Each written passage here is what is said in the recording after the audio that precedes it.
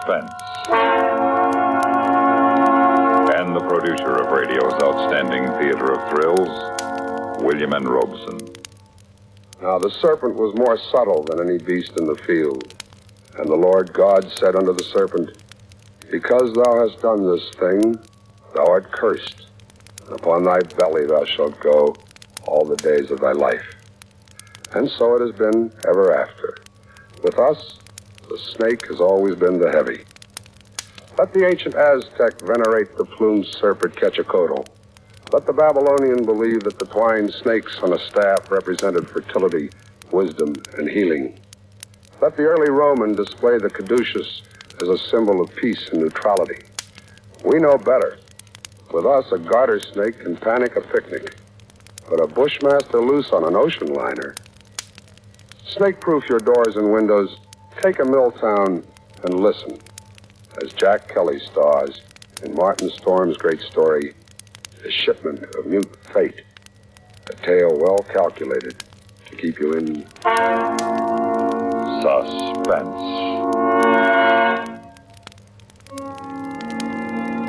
I stopped on the wharf at La Guara and looked up the gangplank toward the line of Chankay, standing there quietly at our moorings. The day was warm under a bright Venezuelan sun, and the harbor beyond the ship lay drowsy and silent. But all at once, in the midst of those peaceful surroundings, a cold chill gripped me, and I shivered with sudden dread. Dread of the thing I was doing, was about to do. But too much had happened to turn back now. I'd gone too far to stop. I set the box down on the edge of the wharf, placed it carefully so as to be in plain sight and within gunshot of the captain's bridge. Then I turned and started up the gangplank. I knew what I was going to do, but I couldn't forget that a pair of beady eyes were watching every move I made. Eyes that never blinked and never closed, just watched and waited, and I... Oh, excuse me, sir. I didn't see you. Why, it's Mr. Warner. Hello, Mother Willis. How's the best-looking stewardess on the Seven Seas? Why, I'm fine, Mr. Warner. It is nice seeing you again. Hey, wait a minute. Now, that's a fine greeting after 2 months. Well, I have a great deal to do aboard. Well, I don't believe a word of that. Sailing day's tomorrow. You're simply avoiding me, that's all. Oh, no, really, I'm not. And on the trip down from New York, you said I was your favorite passenger. And so you were. And now, if you'll excuse me. Here. What's that you're carrying in your apron? Oh, nothing. Just supplies. Supplies? Let's have a look. No, please. What? It's a cat. Oh, it's Clara, Mr. Warner. Mr. Bowman said I had to leave her ashore, and I just couldn't. Now, who's Mr. Bowman? The new chief steward. He's English and fussy. Clara's been aboard with me for 2 years, and I just can't leave her here in a foreign country, especially with her condition so delicate and all. Huh? Oh, yes, I see. Well, I hope you get away with it. You won't tell anyone. Not a soul. As a matter of fact, if things don't work out right, we may both end up smuggling.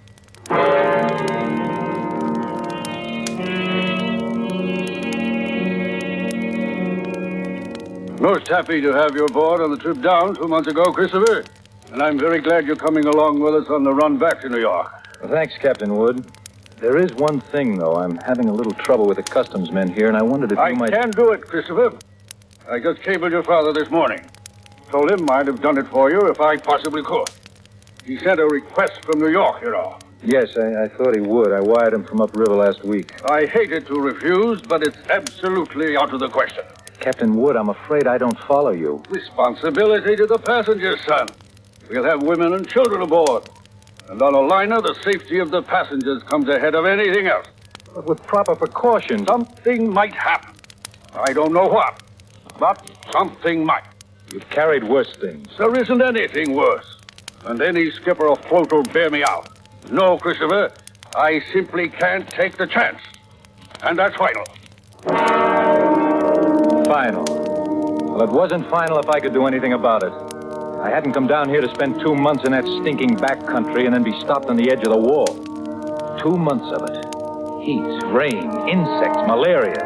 I'd gone clear in past the headwaters of the Orinoco. Traveled through country where every step along the jungle trail might be the last one.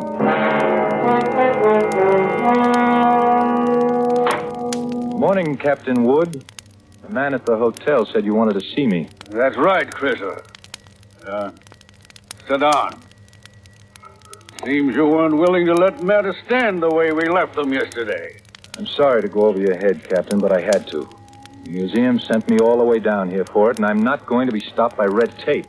This will be the only live Bushmaster ever brought to the United States. If I had my way, that orders are orders. Got a cable from the head office this morning. All right. Suppose we talk about precautions. I'll handle it any way you say. It's got to have a stronger box. That crate's too flimsy. Well, it's stronger than it looks. And that wire screen on top, it holds a Wildcat. But anyway, I bought a heavy sea chest this morning. We'll put the crate inside of that. Sounds all right. Got a lock on it? Heavy padlock. It's fixed so the lid can be propped open a crack without unlocking it. The snake's got to have air. But in dirty weather, that lid stays shut. I'll take no chances. Well, all right, Captain. We'll keep the thing in my cabin. Can't have it in the baggage room, and nobody on board's to know about it. Whatever you say, Captain. But we won't have any trouble. After all, it's only a snake. It doesn't have any magical powers. I saw a Bushmaster in the zoo at Caracas once. Had it in a glass cage with double walls. It'd never move. Just lay there and look at you as long as you were in sight. Gave a man the creeps. Funny, I didn't know they had a Bushmaster at the Caracas Zoo. They don't now.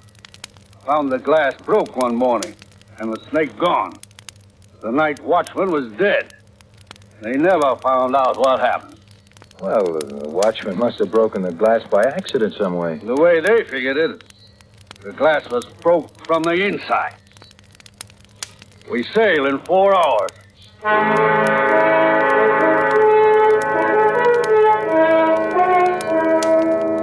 Into the Caribbean with perfect weather and a sea as smooth as an inland lake. The barometer dropped a little on the third day, but cleared up overnight and left nothing worse than a heavy swell. In spite of the calm seas and pleasant weather, I found myself feeling more and more often an ominous foreboding. I was developing an almost morbid fear of that snake. I stayed clear of the passengers pretty much, got the habit of dropping into Captain Wood's quarters several times a day. He kept the heavy box underneath his berth. I'd approach it quietly, shine my flashlight through the open crack. Never once could I catch that 12-foot devil asleep or even excited. He'd be lying there, half-coiled, his head raised a little, staring out of those beady black eyes, waiting. Still be like that when I'd turn away to leave. Maybe that's what bothered me, that horrible and constant watching and waiting. What in the name of heaven was he waiting for? Well, hello there, Miss Warner. Oh, how are you, Mother Willis? Aye, but you and the captain spend an awful lot of time around this cabin. I'm beginning to think the two of you must have some guilty secret. Oh, no, nothing like that, Mother Willis. Now, I don't know about Captain Wood, but I certainly don't have any guilty secrets.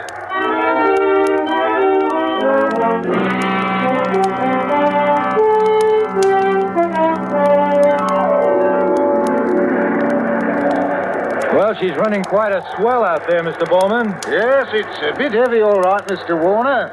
I imagine a storm passed through to the west of us yesterday when the glass dropped. You think it missed us then, huh? Oh, yes, that's what the mate figures. Certainly stirred up some water, though. This'll put half the passengers in their bunks. Yeah, it makes it lovely for my department. 2/3 of them will want a steward to hold their heads, sir. Well, I'll keep Mother Willis so busy she'll just have... Hey, look at the size of that wave. Eh? Great Jehoshaphat. We're going to take it on the port bow. Hang on, Mr. Warner. Wow, that was a freak if ever there was one. Not another wave that size in sight. Well, you see them like that sometimes, sir, even in a calm sea. Well, I've got to get below, Mr. Warner. That water probably did some damage to the officer's deck. Yeah, I suppose it... What did you say? Huh? Oh, the wheel companionway was open on the port side. Bridge cabins must have taken a pretty bad smashing.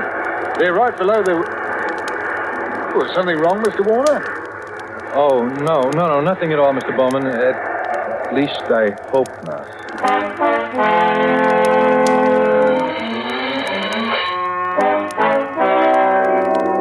course, I knew it was only one chance in 1,000. But the chances of that freak wave are 1 in 1,000, too. I stumbled down the companionway and along the passage to the captain's cabin. Oh, Mr. Warner. Mother Willis. Isn't this cabin a mess? I'm trying to get some of these things out to dry. Yeah, well, I just wanted to check. Where's that box that was under the captain's bunk? Oh, that. I just threw it out on deck. What? Oh, the desk over there slid into it. It was all smashed. But the small box inside of it, what happened to that? Oh, they were both splintered, Mr. Warner. Broke wide open. No. Oh, Mr. Warner, as white as a sheet. Mother Willis, will you go find Captain Wood? Tell him to come down here immediately. Well, I got a great deal to do in here. Please, get him at once. Very well. I suppose I can finish up here later. I pulled open the top drawer of the bureau beside me. Took out the captain's flashlight and a loaded pistol. Mother Willis had left the mop standing by the door. I put my foot on the head of it and snapped off the handle. Every move I made turned into slow motion. I could hear my own heart beating. Slowly, I started to search the cabin. Sodden heaps of clothing scattered around on the wet black floor. I punched at them one at a time, holding the gun cocked, the flashlight pointing along the stick. Nothing. I worked around the room, throwing the light into the dark corners, back of the desk, under the bunk. And wherever I turned, I could feel those cold and blinking eyes at my back, watching, waiting. Using the stick, I pushed open the closet door and threw the light inside.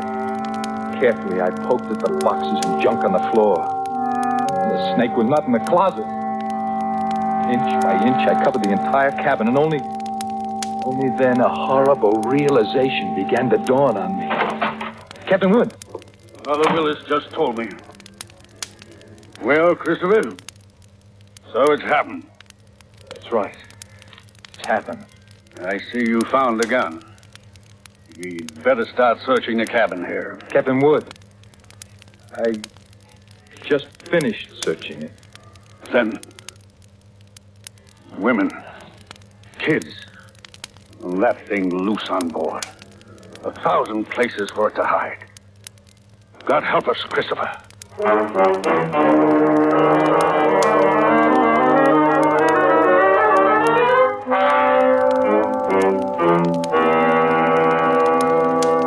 There's no use starting to blame anybody now, gentlemen. I didn't call you in here to pass judgment. The thing's done, and that's that. You're right there, Captain.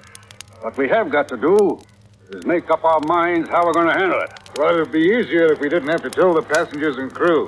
I've seen panics aboard liners before, sir. Yes, I agree with you, Mr. Bowman, but I don't quite see how we can avoid it. They've got a right to know, sir.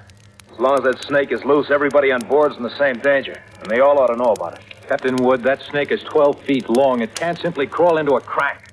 Why don't we make a quick search of the whole ship before we spread any alarm? Yes, I thought of that, Christopher. Well, as far as I can see, the only place it couldn't be is in the boilers or on top of the galley stove. Well, it might have crawled overboard. We can't count on that. We've got to assume it's on the ship somewhere. Yes, sir. And that could be anywhere, in a coil of rope or in a pile of clothes. Yes, or under some woman's berth or a baby's crib. Or even... We've already said it. That Bushmaster could be anywhere. We've got to do something, and we've got to do it fast. All right. I think the best idea is to follow Mr. Warner's suggestion and make a quick search first. You agree to that? Yes, I'll do, sir. Then if we don't find it, we'll have to warn the passenger. We've got to find it. Alone in the dim baggage room, I went through the same movements as I had earlier in the captain's cabin. Gun in one hand, flashlight in the other. Poking into every dark corner behind every trunk and box. Since the baggage room was empty, I could keep the gun cocked and ready. The rest of those poor devils were having to do the same thing. Bare-handed. All over the ship, the search went on. Here now, steward. What on earth are you doing rummaging through my cabin? Oh, just checking, madam. Well, I'm quite sure there's nothing in here that has to be checked. Oh, I'm sorry, madam. It's captain's orders. It'll only take a few minutes. Well, I never heard of such a thing. A passenger simply doesn't have any privacy at all. Well, I've traveled on a lot of different lines, but I've certainly never heard of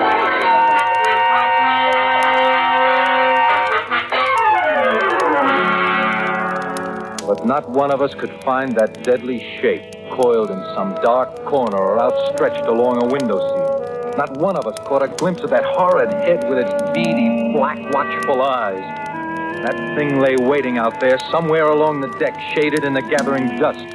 But where? We didn't know. It was nearly dark when we met together again in the chart room. Well, gentlemen, there's no other way around it. We've risked all the time we can. We've got to warn the passengers. Well, how are we going to do it, Captain? Call them all together in the lounge? No. If we did anything like that, we'd be asking for a panic. We'll get one whether we ask for it or not, sir. Take a few men and go through the cabin decks. Tell them individually, inside their cabins. Watch for any that act like they might cause trouble, and we'll keep an eye on them. Handle the crew the same way. Yes, sir. As soon as you're finished, arm all the deck officers and start searching again. Our only chance of preventing a panic is to find that damnable snake. The second night passed and morning came around. Gray and rainy day that dragged by. And then night came down again, third night of the terror. Again, every light burned. The whole ship seethed in the throes of incipient revolt. Faced by a horror they'd never met on the sea before, crew and officers alike were on the verge of panic. Passengers huddled in a trance-like stupor, ready to scream at the slightest unknown sound. 7 bells, I made my way forward to the chart room and found Captain Wood bent over a desk. Oh, Christopher. Come on in and sit down. It's got to be somewhere, Captain. It's got to be. I don't know. You could search this ship for 6 months and never cover all the places aboard. If we can only hold out for 2 more days, we'll be in. What's your home office say? Here's the latest wireless from them. Keep quiet and keep coming. What else can we do? Cigarette? Yeah, thanks. How is it below? Pretty bad. Anything could happen. Yeah, that's why I took the guns away from the men. 1 pistol shot, we'd have a riot on our hands. The whole thing's my fault, Captain Wood. That's what I can't forget. Take it easy, lad. There was only some way I could pay for it myself, alone. No, I know how you feel. But it's no more your fault than mine. Or the man who asked you to bring that snake back alive. Nobody planned this. You'd better try to get a little sleep. Sleep? Mr. Bowman made some coffee down in the steward's galley a while ago. Go on down and get yourself a cup. Then rest for a couple of hours. Rest? I can't rest. Christopher, it's not going to help anything if you stumble through a hatch half asleep and break your neck. Go on and get some coffee. One way or another, we've got to hold out for 2 more days.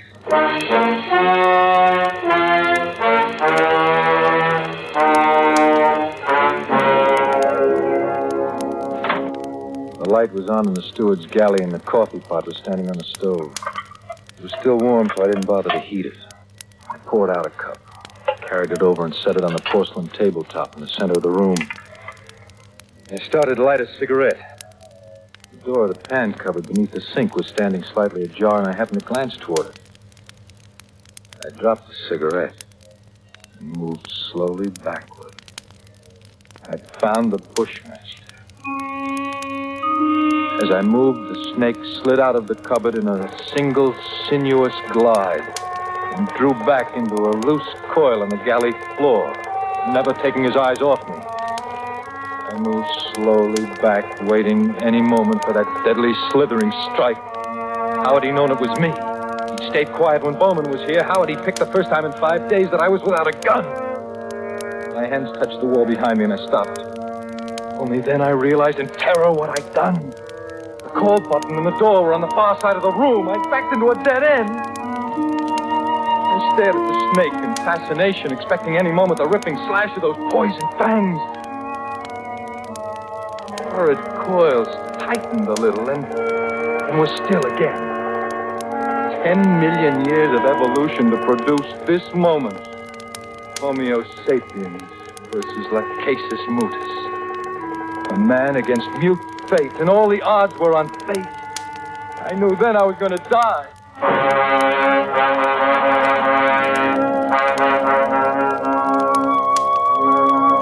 could feel the sweat run down between the wall and the palms of my hands, pressing against it. My skin crawled and twitched, and the pit of my stomach was as cold as ice.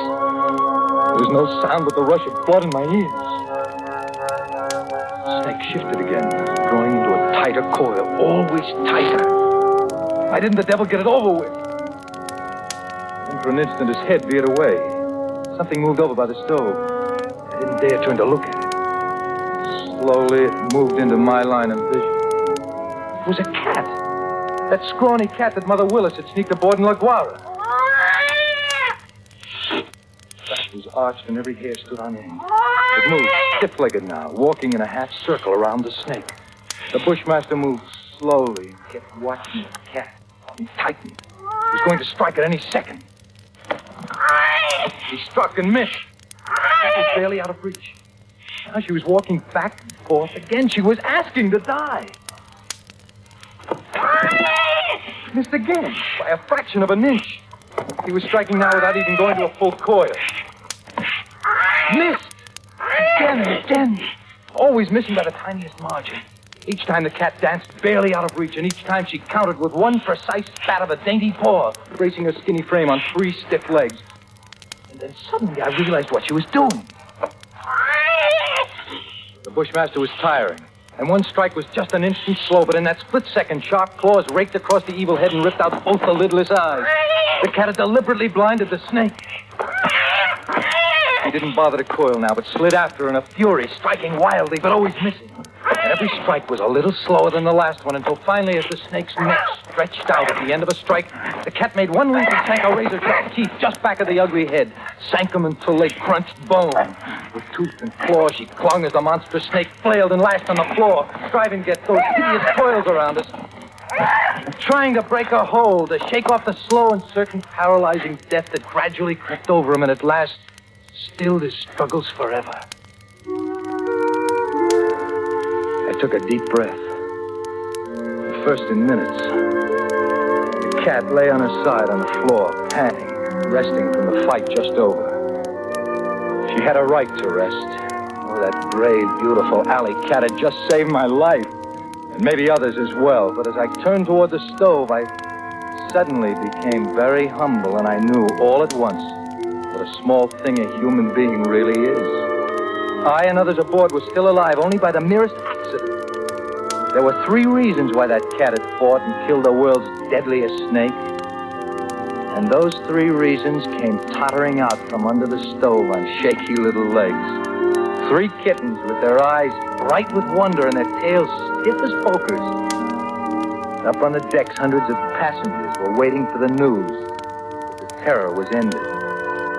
Well, they could wait a little longer. I pulled open the doors of a cabinet and found a can of milk and a saucer.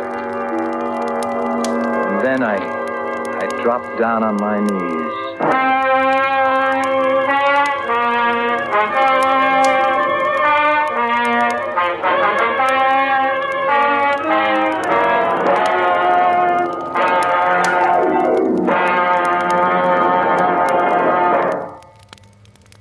Suspense, in which Jack Kelly starred in A Shipment of Mute Fate.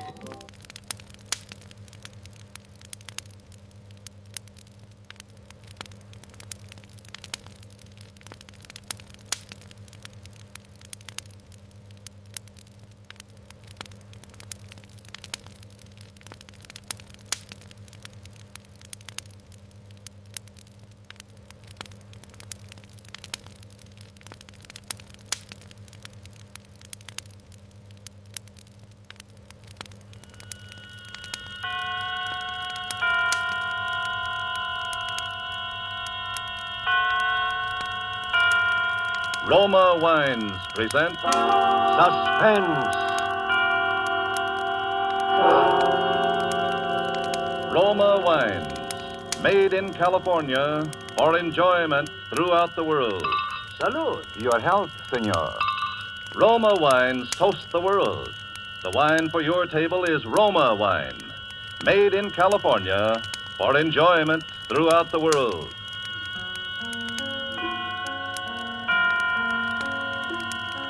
This is the man in black, here for the Roma Wine Company of Fresno, California, to introduce this weekly half hour of Suspense. Tonight from Hollywood, Roma Wines bring you as star, Miss Lucille Ball. who appears tonight as a Broadway lady, whom you may have often seen if you are a devotee of musical comedy. She is the third one from the left in the chorus line. And so with this little lady's narrative about the 10 grand, and with the performance of Lucille Ball as Miss Gigi Lewis, we again hope to keep you in suspense.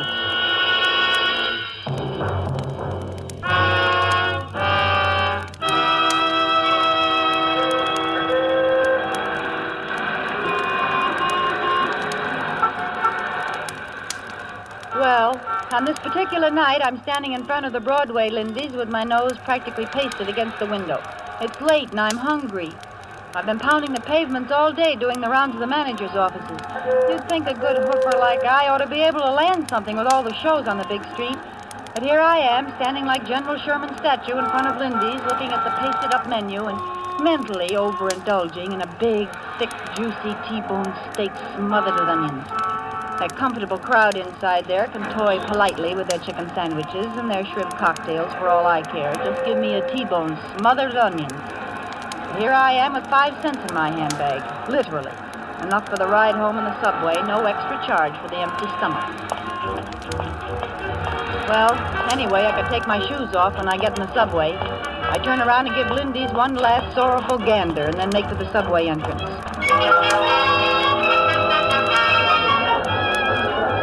It's just the time the shows are letting out. Plenty of people from the taxi set are taking the subway home these nights, being short on tires and gas. So I get in that Times Square jam that looks like 5 o'clock p.m. and feels like a Russian pincers movement on the Polish border. I'm getting shoved toward the turnstile, so I quick try to get my handbag open to reach for that lonesome nickel. All of a sudden, I feel something jerk out of my hand. My bag is gone. I try to yell, "Stop! Hey, hey, stop!" I twist around and see somebody, a little guy with short bow legs, running toward the stairs. "Stop that guy! Stop that guy! He's got my purse!" Hey, look, there he goes. Trying to break out of the mob and after the purse snatcher, but I'm like the ace of spades being dealt off the bottom of the pack. When I'm finally in the clear a little, I see a tall guy running after that little guy who has my purse. They both disappear around the corner and up the steps. There's plenty of commotion in the crowd. You'd think there was $1 million in my handbag for all the fuss they're making. But I don't stop to think about anything except that I lost my fare home. I take out after the tall guy. When I get to the foot of the stairs, the tall guy's coming down again. And he's got my bag in his hand. He's smiling a big, wide smile at me, and I'm gazing gratefully up into his big brown eyes and noticing the way his hairline ain't receding any. Just the guy to go around rescuing ladies in distress. Regular Sir Galahad or somebody. Is this yours, miss? Yeah. Gee, how can I ever thank you? Think nothing of it. Here you are. What about the guy, the thief? Oh, there was a cop on the street. He'll take care of you. What about you? You're all right, aren't you? Oh, sure, I'm all right. You look kind of pale. I guess it would have been pretty tough to lose your purse that way, especially this late at night. Oh, I don't know why you bothered, really. Nothing but a nickel in it, anyway. I don't carry much with me when I'm out at night. A nickel will get you home. He's smiling at me again, and my heart's saying, "Oh, brother." We both start towards the mob at the turnstile, and I'm busy hoping he's going my way so we can sort of get better acquainted, you know? Well, good night. Hang on to that pocketbook now. Well, aren't you, well, good night. I'm caught in that mob at the turnstile again, and the train's coming in. Somehow, the way you do in crowds, I lose sight of it. And I gotta concentrate on digging out that nickel to put in the slot. I open up my bag and find the nickel all right, and then my heart almost stops.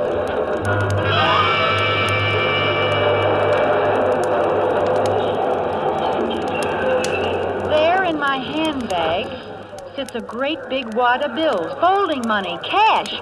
I managed to get the nickel in the slot and get myself through to the platform and on the train, all the while hanging onto that bag as if there were 10 grand in it.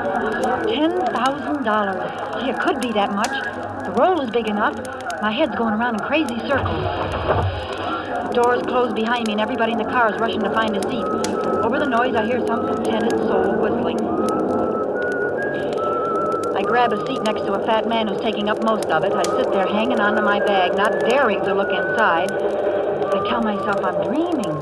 There's not really a big roll of bills in there. Extreme hunger is giving me the DTs. How would I get a bankroll as big as your fist? What am I doing with money? Then I remember the purse snatcher. He must have put it there. But why? The fat guy next to me tries to drum up a conversation. Nice night, ain't it? Yeah, cold. You the young lady what got her purse snatched? Yeah. Lucky thing you got it back, ain't it? Yeah, very lucky. I always say it ain't good for a young lady, especially a nice-looking dame like you, to carry a lot of money around when she's out nights. Huh? What makes you think I got a lot of money? Well, the way you carried on when that fella snatched your purse. Oh, yeah. I'm showing this fat palooka by my attitude that I don't go for conversing. I'm sitting there looking straight at the wall ads, and the one across from me is a big photo in natural color of Miss Subway in 1944. A Brooklyn girl, all dressed up and dripping with furs, and probably wearing Chanel No. 5. Money.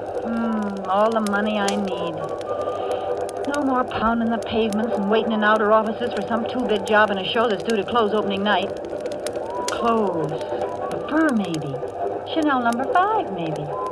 An apartment downtown with a switchboard to announce people instead of a fifth-floor walk-up in the Bronx. Food, T-bone steaks smothered in onions. Just walk right in and order it. Fun, maybe go to a nightclub. Say, though, maybe it's counterfeit dough. Maybe. See those guys coming through? They're cops. How do you know? They might be the Rover boys. I can spot a plainclothes dick in a minute. They all look alike. They all got a certain purrs and noise. Well, that don't prove they're dicks. I don't know. Maybe it's the way they part their hairs. Plainclothesmen. Looking for something, Hot money, maybe. So, suppose I'm found with it. How am I going to prove somebody planted it on me? I can see them laughing at that one now. That's a good one. Ha, ha, ha. She didn't steal the dough, honest. She just found it in her purse. Ha, ha. That's a good one. Lock her up, 25 years.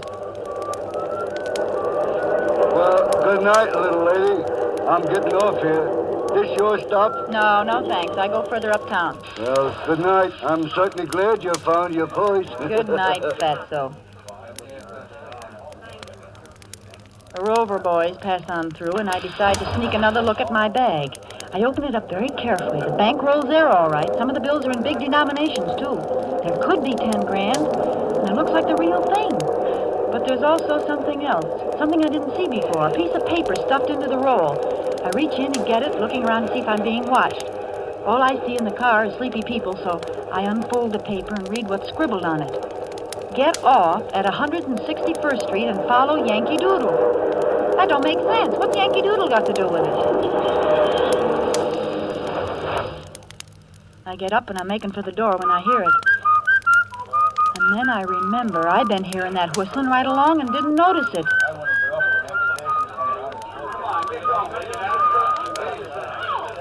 I back into the first empty seat and prepare to do some thinking. Somebody in this car wants that bankroll again. Could it be Sir Galahad? I just can't bear to think of him as a criminal type, but he was awful quick to go chasing after my purse. And he could have been in this car all along without me seeing him. I try to get a quick look around, but there's people in the aisle. And a dear little old lady is pushing her way forward. She sits down next to me. I was sitting next to a man who kept snoring. Do you mind if I sit here? No, not at all. I didn't know there could be so much confusion in the subway this late at night. Well, in New York, you get to confusion 24 hours a day. Well, I guess I'm just not used to it, that's all. Hey, you look like there's something wrong. What's the matter? Do you feel sick? I'm all right. Oh. Hey, she's passed out. Won't somebody help me? This woman's sick. Yeah. Look out. Here, give her a slug of this. This'll bring her to. Thanks, that's swell. Now, look, lady, just take a swallow. Won't hurt you. Go on, swallow it. That's it. Oh, I'm terribly sorry, really. Forget it. How do you feel? I can't imagine what happened. All at once, everything seemed to whirl around. Sure you're all right now? I'll be fine in just a moment. Here's your medicine, mister. Thanks. It's okay. You're awfully kind. I didn't think people were so kind in a big city like this. You better take it easy now. Where do you get off? What's that? Where do you get off? Oh, 169th Street. That's where my sister lives. I'm visiting her, you see, and I just thought I'd go downtown tonight and see a show and have a good time. Evelyn told me how to go on the subway, and everything was fine until just now. You're not hungry or anything? Oh, no. It's not that. I have plenty of money. At least I did have. Yeah? What happened to your money? Somebody stole my life savings. No, not really. Who'd do a thing like that? Eh? Who'd do a thing like that? Thing like that? Oh, I don't worry about it, you understand. I'll get the money back. How? Well, don't you remember the old saying? It takes a thief to catch a thief. I suppose so. Yes. Well, that's just how I plan to catch the person who stole my money. How much did you lose? What's that? How much did you lose? Oh, lose. Well, I had been saving it all my life, and there was at least, well, $10,000. Gee, that's too bad. Well, am I going to give it back to her if it turns out to be her money? How do I know she's not pulling a fast one? I remember that in shows, it's always the dear old lady who fakes a faint to get sympathy when she's really the brains of the mob. Yeah. I noticed she got a big gulp from the bottle while she had the chance. Well, supposing she is on the level, would I give her the money when I have it here? 10 grand? And me practically in the lap of luxury? Would I? Oh, my. Listen, do you know how to whistle? What a strange thing to ask me. As a matter of fact, yes, I do. Well, I'm awfully fond of whistling. Yeah? Are you? Well, you know, I was judged the champion whistler of the Ladies' Auxiliary at church back home. Well, isn't that nice? Yes. Won't you whistle something for me? Oh, well, I couldn't. Not here. People would turn around and look at me. Well, you already caused quite a stir when you fainted. Oh, did I? Mm-hmm. Well, then, what would you like to hear? Yankee Doodle. Well, I'll try.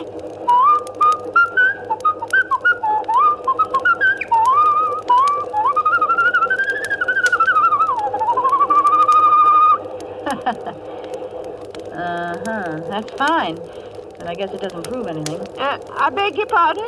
I meant, how was it you say you lost all that money? Oh, the money. Why, the bank teller back home just ran off with the savings of practically everybody in town. Oh, it happened back home, huh? When?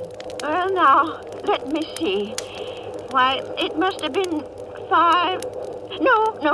It was just about 6 years ago. Oh. Yes, and why do you ask me? Well, I just thought maybe you, I thought you might have just lost it tonight the way you talked. Well, I hope I didn't alarm you, but I just keep knowing I'm going to get that money back someday. Yeah, I'm sure you will. Oh, listen. Somebody else is whistling Yankee Doodle now. That's very fine whistling, too. Isn't it, though? Yes. Yeah, and this time it's no old lady. I got an idea it's somebody who just possibly could have a slight case of murder on his mind.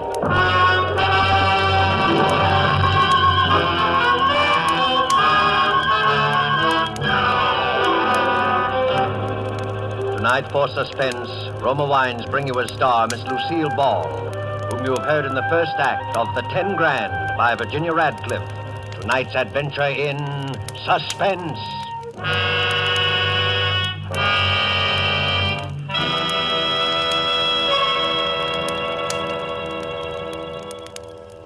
Far to the south of us is our good neighbor country, Ecuador, land of towering mountains, sweeping vistas. Let's imagine ourselves there now, dining on the roof terrace cafe of the exclusive Hotel Metropolitano in Guayaquil, Ecuador. Near us, an American has just complimented his hosts on the magnificent dinner, to which his host quickly responds, "Ah, yes, it is true that our foods are famous. But from your land comes a rare delicacy also, one which has spread the fame of your own California to many far corners of the world. It is this superb wine, so excellent that we in Ecuador import it from your United States. My friend, I drink to you in your own delicious Roma wine." Our Ecuadorian friend is right, for Roma wine's superb quality has won such favor in many far places that they import it, enjoy it as a rare luxury. But not so here in America. Here, millions know and enjoy Roma wines as an inexpensive, everyday delight, at meal times and when entertaining. So many, in fact, that Roma is America's largest selling wine, with no high import duties to pay nor expensive shipping costs. You enjoy these distinguished wines for only pennies a glass. Ask for Roma wines, which bring you old world winemaking skill plus Roma's own modern scientific controls and testing. That's R-O-M-A, Roma Wines, America's largest selling wine, made in California for enjoyment throughout the world. And now it is with pleasure that we bring back to our soundstage Lucille Ball in The 10 Grand, a tale well calculated to keep you in suspense.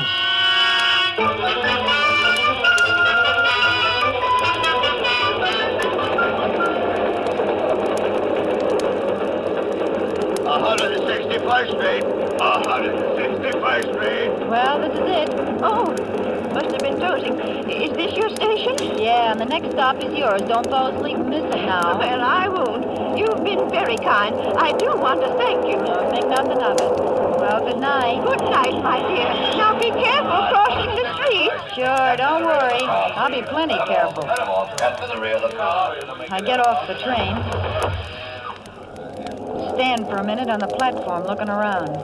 I don't see Sir Galahad, but he could have gone through to another car and come out down the line. Several guys are on the platform, and they all hurry up the steps of the street. I go up, too.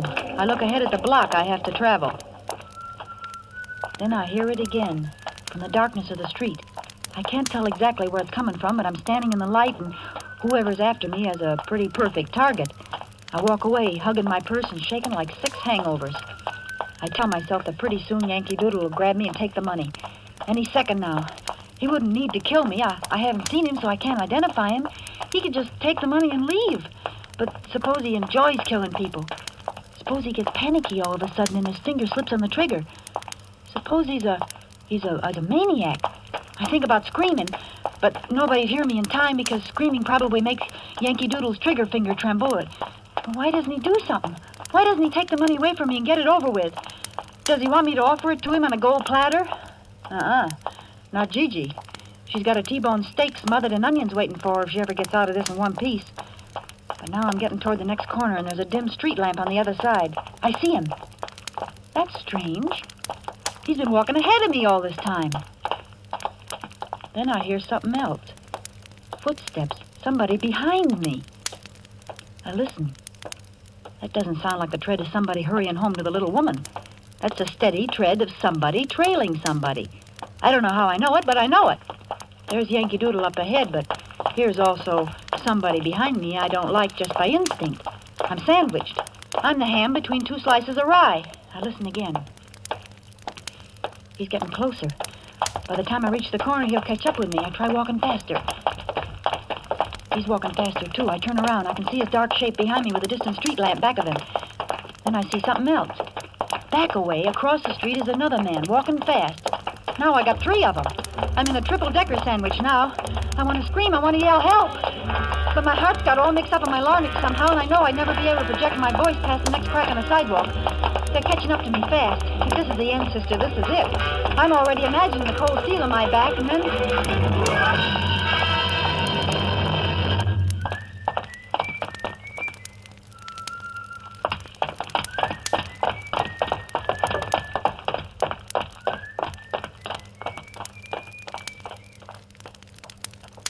The 2 boys walk right on past me. Don't even give me a tumble. They're making time, and as the one on my side gets ahead of me, I see him nod to the one across the street. They're not tailing me. They're after Yankee Doodle. They heard him whistle, and they'll be catching up with him any minute now. I heave a big sigh of relief and consider a quick exit back to the subway with my 10 grand. I can just barely see the 2 of them as they come close to the next street lamp. They could be plainclothesmen, but I don't think so somehow. In that case, they got an illegal desire to get something they think Yankee Doodle's got. Or maybe Yankee Doodle's the illegal part of the deal. Suppose he turns out to be Sir Galahad. It's pretty confusing, and I ain't happy about it either way. But something, I don't know what, makes me take after the 2 Rover boys instead of going my own way while I got the chance. I look up ahead. Yankee Doodle's a block away now, and he stops for a second under a streetlight. He's listening, I can tell that, even though he's too far away for me to tell if he's Sir Galahad. Then quickly, he disappears into the shadows again. I'm trying to keep my heels from clicking too loud, but they sound like drum beats, so I take my shoes off quick.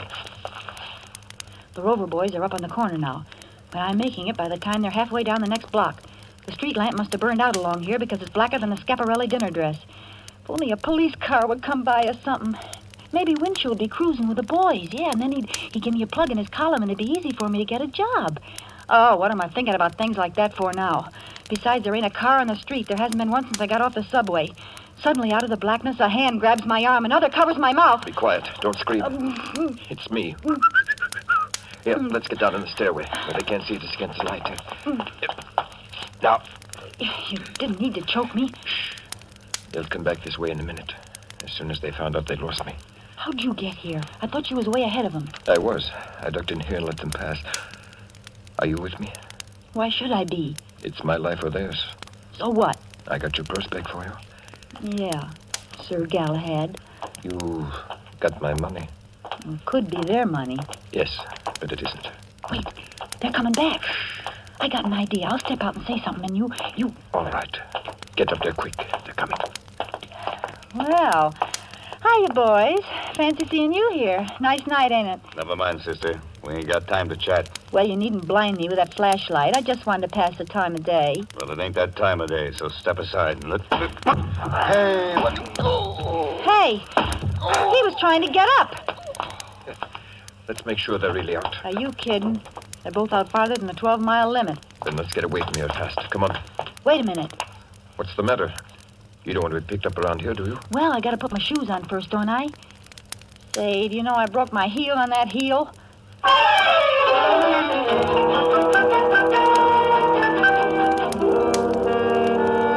So, here we are, 15 minutes later, sitting in an all-night restaurant after running practically 12 blocks and me forgetting all about the fact my feet was killing me a couple hours ago. Sir Galahad's breathing just like normal, but I'm still sounding like a pair of bellows trying to catch my wind. He's looking at me and laughing in a nice way, and I don't mind. You know, what you need is a little regular exercise. It would get you in condition. A nice, steady job hoofing somewhere will do that for me. I wonder how long it will be before the cops find those guys. Maybe you ought to report it first, just to be on the safe side. No. It would be too dangerous. I have to get rid of the money first. Oh. No, I did not rob a bank. Well, there's other illegal ways to get 10 grand. Here comes the waitress. Better order, and then we can talk. Eh? I can't believe I'm really going to get a steak inside of me instead of hot lead. Wait until you see what the steak's like before you feel too happy.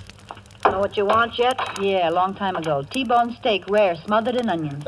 Make it 2, please. 2 T's, rare and buried. All right, shoot. What am I saying? I'm a Greek. Yeah? I came over here when I was about 15. My father and mother are still in Athens.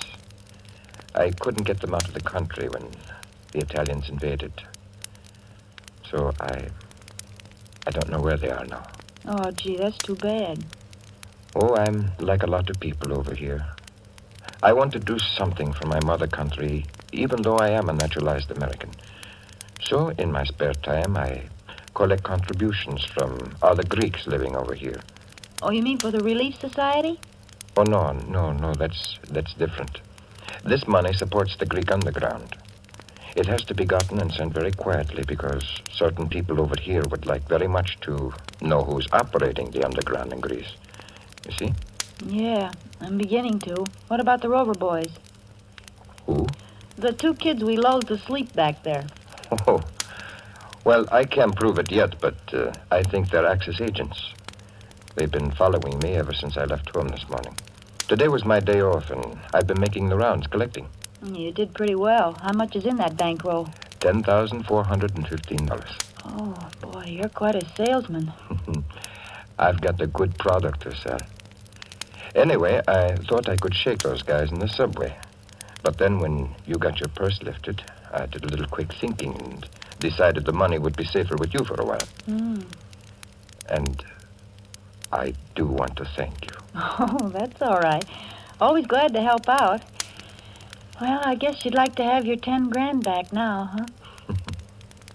You know, in Greece, they have a law that whoever finds money gets to keep 10% as a reward. No kidding. Yes. So the way we'd figure it, you get $1,041.15. Say, that's wonderful. That's a great custom. I wonder why they don't adopt it in America. Well, I guess America has a lot of things that Greece doesn't have. T-bone steaks, for instance. Yeah, that's true. Well, here you are. I hope you get the dough into the right hands. Thank you very, very much. Aren't you going to count out your 10%? Mm-mm. I gotta contribute something to winning the war, ain't I? Say, miss. You want me? Yeah, what happened to them 2 T-bone steaks? Oh, well, I'm sorry, but when I took your order for the steak, I forgot this was Meatless Tuesday. Oh, no.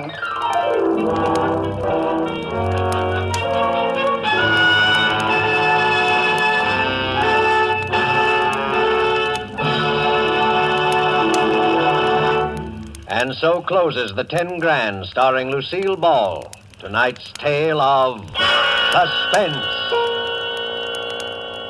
Suspense is produced and directed by William Spear.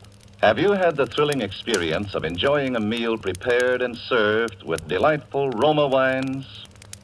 Well, tomorrow evening, we suggest that when preparing your dinner, whether it be fish, meat, or poultry, just add a generous portion of your favorite Roma table wine, Sauterne, Burgundy, or Claret. Then, simply put the same bottle, well chilled, on the table with the meal. You'll be in for a new experience in just how good even the simplest everyday foods can be when prepared and also served with superbly flavored Roma wines. Don't put off discovering how much these delicious and inexpensive Roma wines can add to the pleasure of everyday living. Remember, thousands make Roma wines their daily standby for greater enjoyment at a cost of only pennies a glass. Ask for R-O-M-A, Roma Wines, America's largest selling wine, made in California for enjoyment throughout the world. This is Lucille Ball.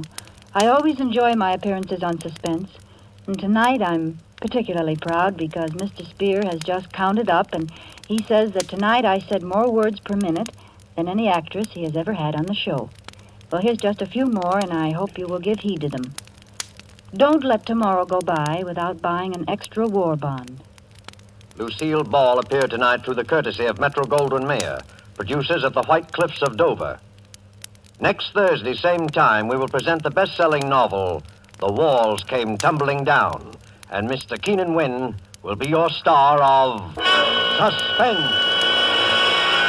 Presented by Roma Wines, R-O-M-A, made in California for enjoyment throughout the world.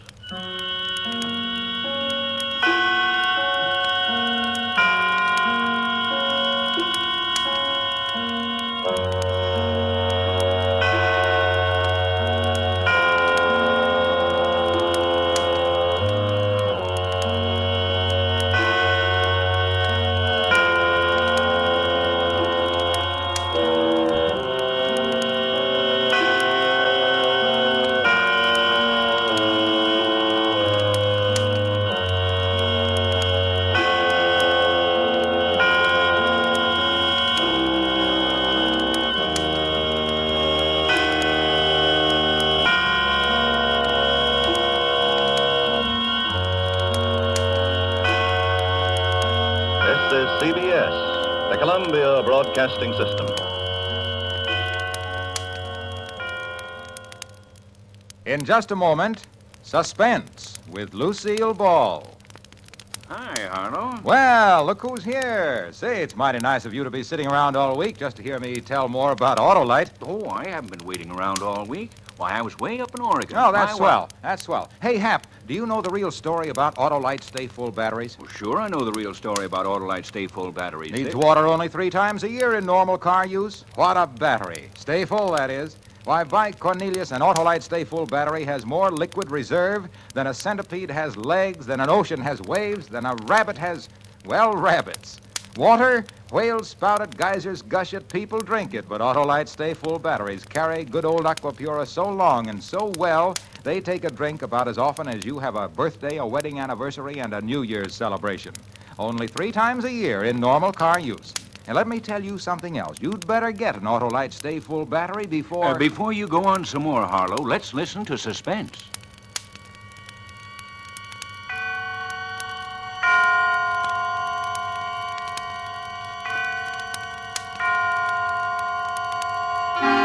Suspense.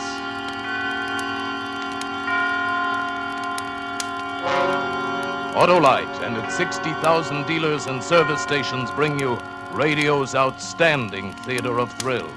Starring tonight, Miss Lucille Ball in Anton Leder's production of A Little Piece of Rope. A tale well calculated to keep you in suspense.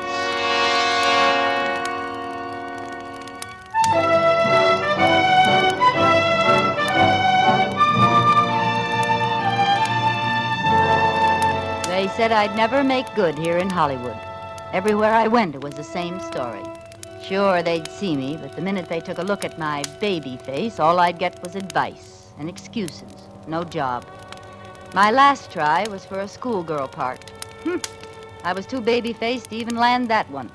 I was walking home, still wearing the school uniform that I'd bought to help me get the part, when I got the idea. Then I remembered another thing. It was years ago, reading an old copy of the Police Gazette in Grandpa's attic. Printed about 1880, I guess. With their falsely youthful faces, dressed as innocent schoolgirls, these vicious females haunt the vicinity of select young ladies' seminaries. And with their airs of artless girlhood, they entice and trap unwary gentlemen, some from the best of families.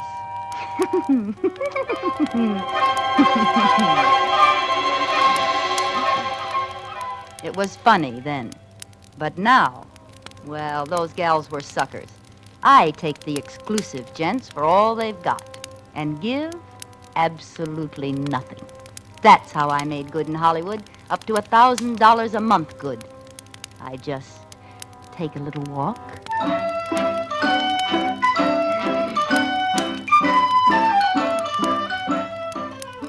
I've got uniforms for all the best schools, and I still have the baby face.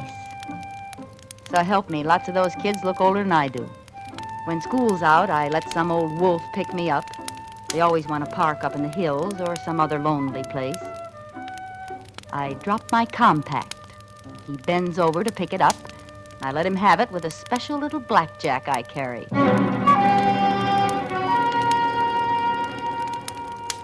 Then I leave, taking their wallets and any letters I find. You'd be surprised at some of the letters some of them do have. Makes a dandy bank balance now and then. Them?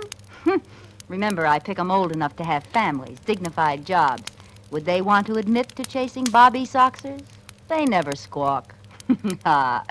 My landlady thinks I'm the ideal tenant. Oh, she's no trouble at all, the poor little thing. Infantile, you know. Has to take long walks every day and rest the rest of the time. Never any fun or dates like other pretty girls. Well, lucky she can afford it, I say. Be a county ward otherwise.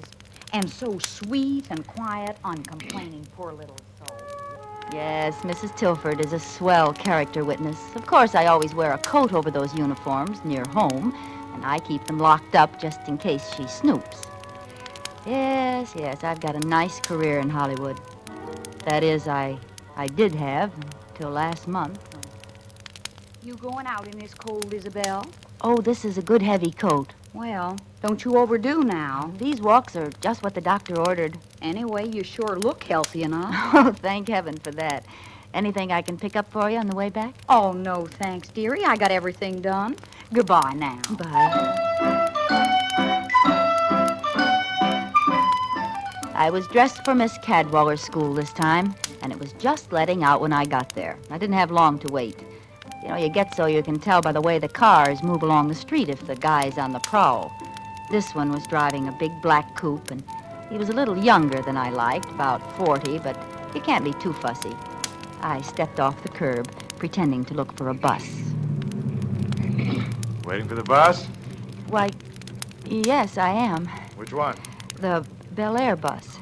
Oh, I say, that's a shame. Why? I just passed it back there. Broken axle. Oh. You know, I think I've seen you passing my house. What street do you live on? Cameron. Oh, sure. I'm just over on Bender. Hop in, I'll take you home. Well, you're a neighbor. I guess it's... Gee, thanks, Mr. Rice. Alex Rice. Insurance. How do you do? Like school? I hate it. School's no fun. I'd like... What? Excitement, danger. I suppose you think I'm pretty silly. No. No, I think you're the kind of girl who'll get excitement and danger. Really? Yes, really. Look, it's so early yet. I'd like to take the long way through the hills. It's pretty there now. Oh, yes, I'd love to. I think the hills are divine.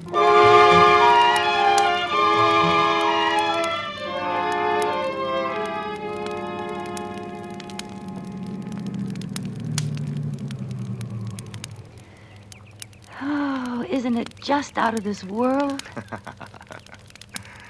Yes. Yes, indeed. Oh, What's the initial on your bag for? the initial? Yeah. Irma? Oh. Inez? Ingeborg? Oh, Ingeborg, you made that up. No, it's Swedish. Imogene? No, Irene. Irene Taylor. A pretty name for a pretty girl. I'll bet. You have beautiful hair and eyes and a beautiful throat. Well, throat. Irene, you're very exciting. Oh, Mr. Rice, I dropped my compact. You don't need it. But it might get stepped on. You won't need it. But I want it now. All right. Don't yell so. Here, I'll get it for you. Oh! Character, huh? Well, here, roll back a little. There. Well, what do you know? Rope. Now, why would a guy carry a piece of rope in his inside breast pocket? Nice wallet. Well, goodbye, Mr. Rice, and thanks for everything.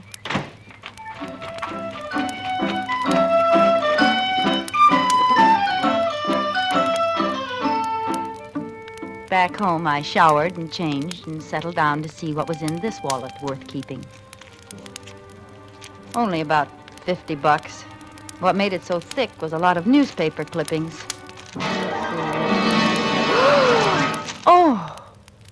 Oh, no, it can't be. But it was. Those clippings were all about the strangler who'd murdered 5 girls in the last year, left them in the hills with a piece of rope around their necks and never a clue. And Alexander Rice carried his press notices. Alexander Rice carried a little piece of rope in his inside breast pocket, picked up girls, drove into the hills. And Alexander Rice wasn't his name. No, his driver's license said Benjamin Carney. I had picked up and slugged the strangler. My latest sucker was the most dangerous man in the country.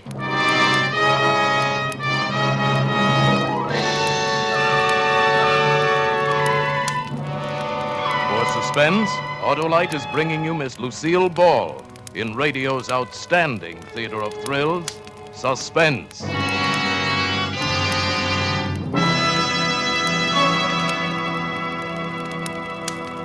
Say there, neighbor. I didn't get going very well on those Autolite stay-full batteries. Now, look here, Harlow Wilcox. Never mind. I'm right back in there pitching. Gee, if I could only tell you about every one of those 400 Autolite automotive, aviation, and marine products. Well, that takes real breath, lots of breath. And while I'm not as short on taking breath as an Autolite stay-full battery is on taking a drink, not by a jugful, even I just haven't got enough breath for that. Well, if you just stop talking so much... I can sure wind up and sound off on those Autolite stay-full batteries, though. Making camels look like topers is just the beginning with them. They've got oversized electrical capacity plus fiberglass insulation.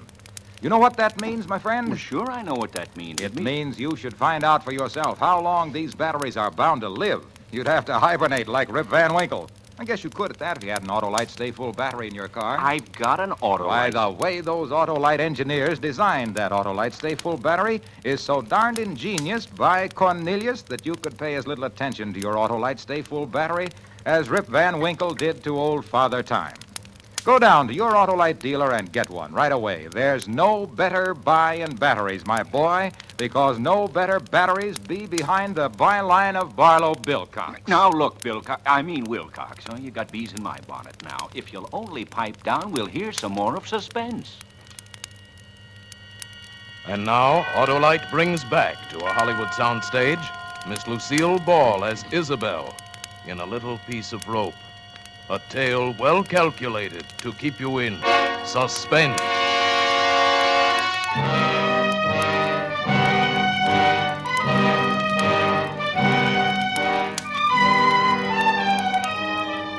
At first, I just shivered over my narrow escape. Why, if I hadn't been out to get him, he'd have gotten me. I'd be number 6 in tomorrow's headlines. Then I suddenly realized I was the only one who could identify him. I can't be silent, let him go on killing.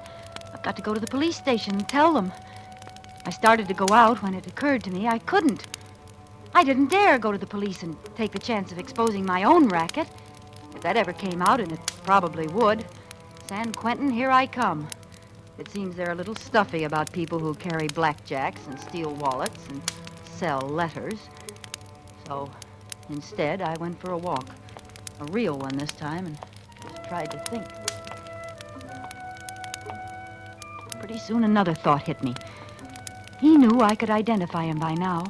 Strangler was no fool. He'd have me figured out and know the kind of place and time to look for me.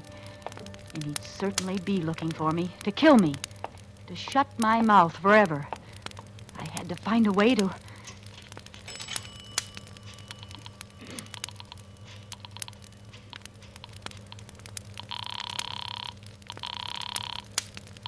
City Desk, Thompson. I know who the Strangler is. Who's this? I can't tell you that. Oh, I see. Well, what can you tell me? You know his name? Benjamin Carney. Carney? Carney, 1156A, Boydell Street. Yeah, description? About 40, 5'9" or 10, 160 pounds, dark hair, eyes, skin, even features. Not ugly, not handsome.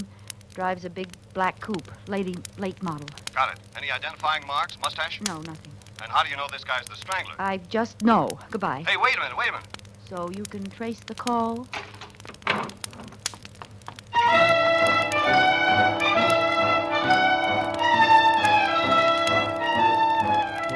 There'd been hundreds of phony clues, and he thought mine was another.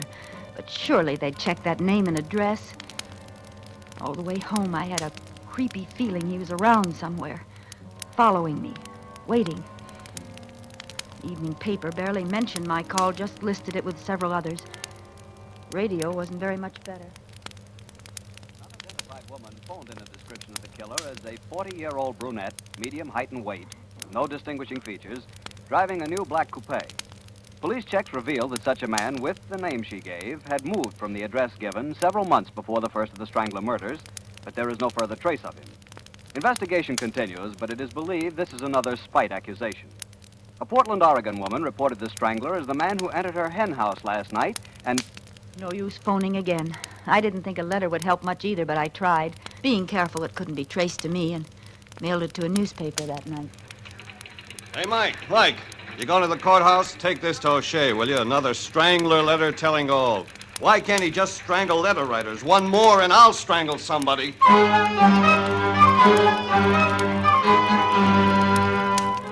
Another failure. The letter wasn't even printed. I was getting jumpy from being cooped up like a prisoner. What if he couldn't find me as long as I stayed home? I was losing money every day I didn't pull my act. I could leave town, but why should I give up this good thing, my perfect setup? I'd been doing fine. In another year, I could quit the racket, make friends, invest my money, maybe even get married. But now this had happened. I'd never be safe. Not as long as we both lived. I finally faced it. I have to find him and kill him.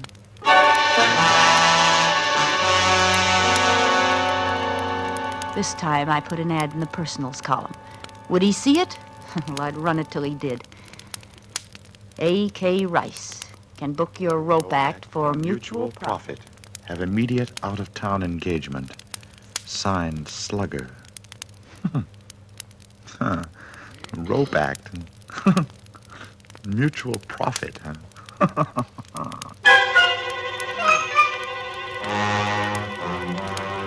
I knew that would get him because it sounded like blackmail. And by pretending to fall for a shakedown, he'd hope to get close enough to kill me. Only it was going to be the other way around. And so our strange correspondence began. He answered right away. Slugger, Interested in offers.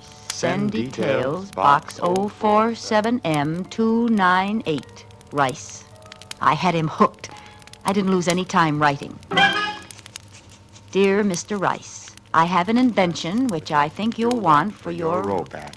It's expensive, but remember, it's completely silent. And yours exclusively if we agree on terms. Signed, Slugger. Completely silent. It's delicious. And expensive. Yes, indeed.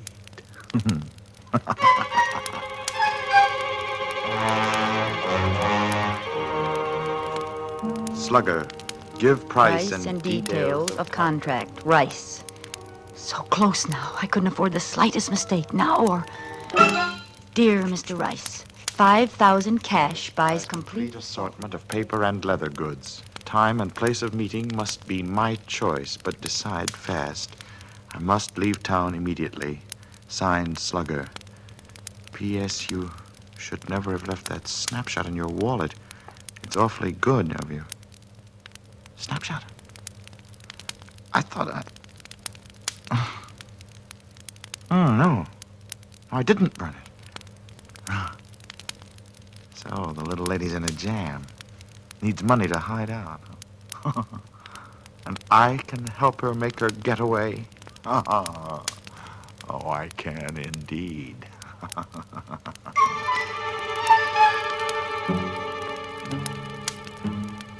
Slugger, price okay.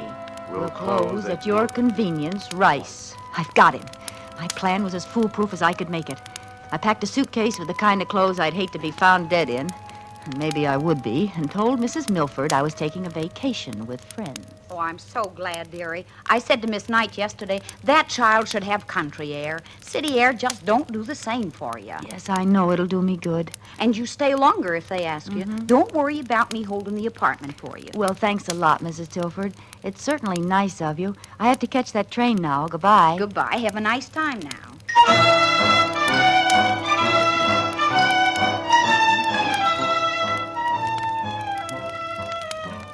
I took those awful clothes to the bus depot, changed, washed, and let the soap dry on my face till it was white and shiny and 10 years older.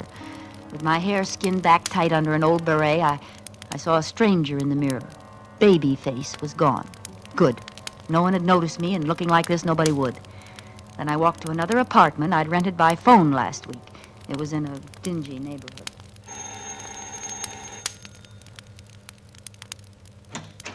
I'm Miss Sproat. Oh, Miss Sprout, you can move right in. The people left yesterday. Here, this is the key. It's the first door at the head of the stairs. Fine, I'll go right up. It ain't clean yet. Them stairs bother me so. No, I'd really rather do it myself, thank you. Well, I'll just leave you alone then. Now I was Miss Annie Sproat, librarian, and I looked as much like Isabel Towns' baby face as an alley cat looks like a Persian. I sat down to write the last letter. Dear Mr. Rice, come to 609 Fitzgilbert Place at 10 p.m. Friday. And don't try to come near me, or I'll scream my head off. Tap 5 times, come in, and stand right by the door while we make sure neither of us is double-crossing the other. Have the money in an unsealed envelope. I want that traveling money, but I'd rather take a chance on the cops than on you, so follow instructions. Slugger. You fool. You baby-faced fool.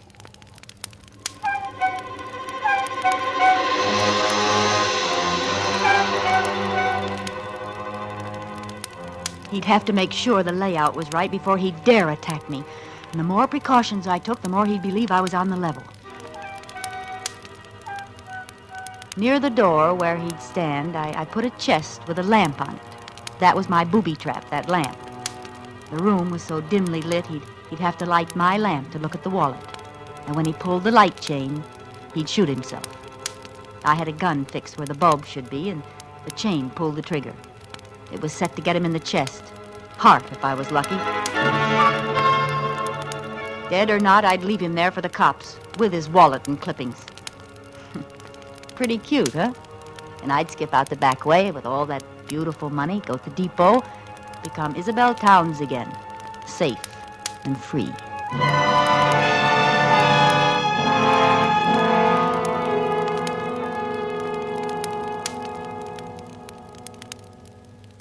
I wore gloves all the time I was there, and the suitcase with Isabel Towns' identity in it was ready by the back door.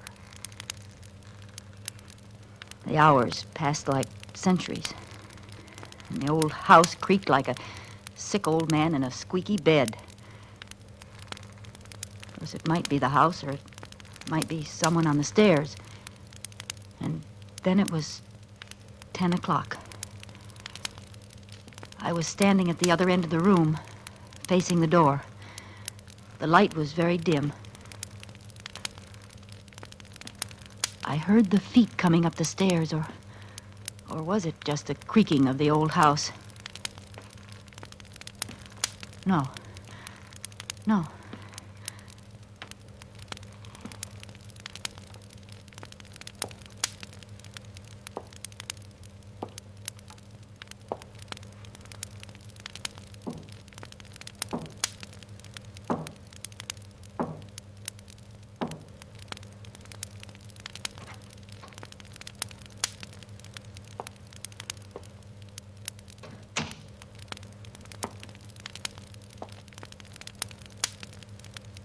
Good evening, Slugger. You see, I'm prompt, Slugger. Stand where you are. Certainly. Did you bring the money? Yes, indeed. Here. This envelope. Throw it down in the middle of the room, between us. Go ahead, throw it down. It'll stay there while you examine the leather goods. You have the wallet here. Yes. Throw the money. I can't reach it from here, you know. It's quite safe. All right. There. The wallet. Where is it? On that chest beside you, by the lamp. Yes. Well, thanks, Slugger. Aren't you going to look to see that everything's there? Why should I? I trust you. So long, babyface. See you around. He's gotten away, alive. He must have guessed I'd done something to the lamp. So he was still alive and still dangerous. But at least I had the money, the $5,000. I picked up the envelope and opened it. There was nothing in it but pieces of newspaper cut to the size of bills. Why, you dirty cheat! I ran to the door and opened it. I looked out, but he wasn't in sight. Maybe I could catch him before he got out of the house. Oh, you won't get away with this. I stepped into the hall, and before I could turn, I felt the rope around my neck. His hands were pulling it tight. Oh, baby. I told you I'd see you around, didn't I?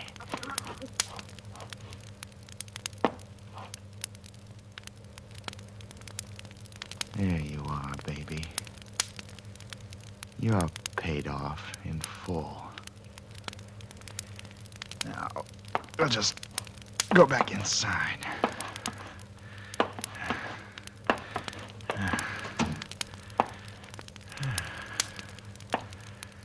Let's see. I guess you'll be safe on the floor while we finish our business. Now, I'll take a look at that wallet, baby.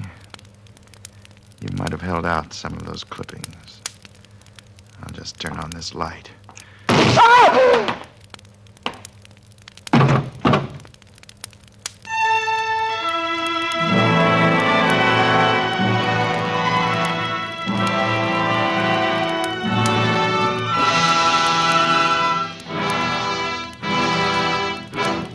Thank you, Lucille Ball, for a splendid performance. Miss Ball will return in just a moment. Say, Hap, you going back to Oregon? Well, how long? That's a nice trip if you can get it with an Autolite Stay Full battery. You know, I'd advise you to get a sign for your thumb saying, any car with Autolite Stay Full batteries can carry me. I forgot my canteen. But how long? Of course, you could buy an Autolite Stay Full battery and simply insist that whoever picked you up use your battery. But you couldn't get back to Oregon that way. No, sirree. They'd never let you out of the car just so they could keep that wonderful Autolite Stay Full battery. Let's see, after you got to Oregon, you could go to Washington, Montana, Minnesota, Maine, New York, and But Florida. Harlow, I've been trying to tell you I've got an Autolite Stay Full battery. Oh, well, then you know that Autolite means batteries. Stay Full battery. Autolite means spark plugs. Ignition engineered spark plug. Autolite means ignition system. The lifeline of your car.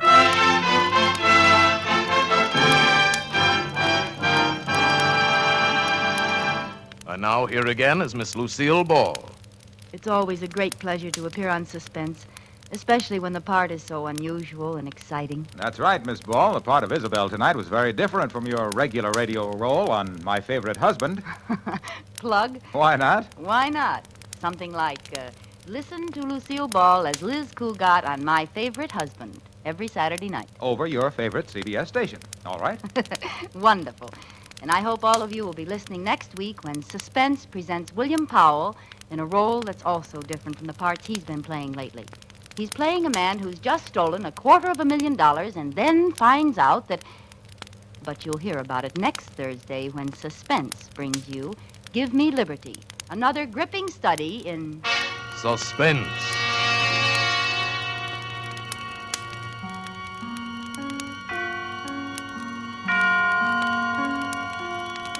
Lucille Ball may soon be seen in the Paramount production Sorrowful Jones.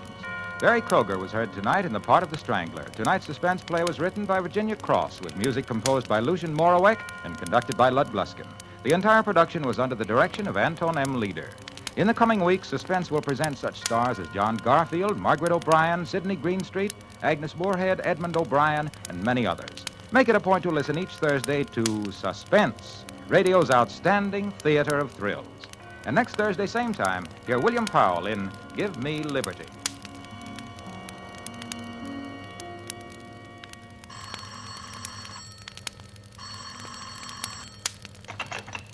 This is the Autolite Suspense Show. Here's your party, Miss Ball.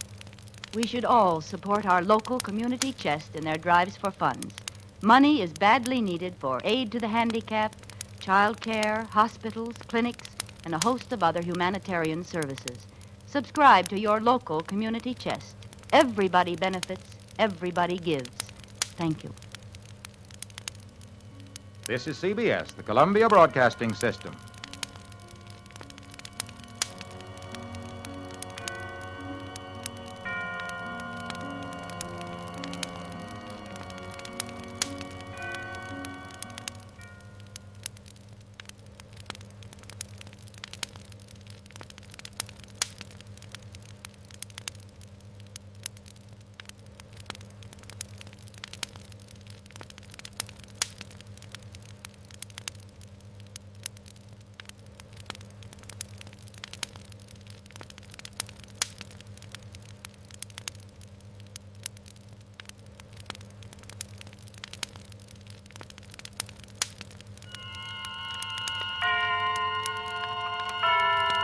Autolite and its 96,000 dealers present Suspense.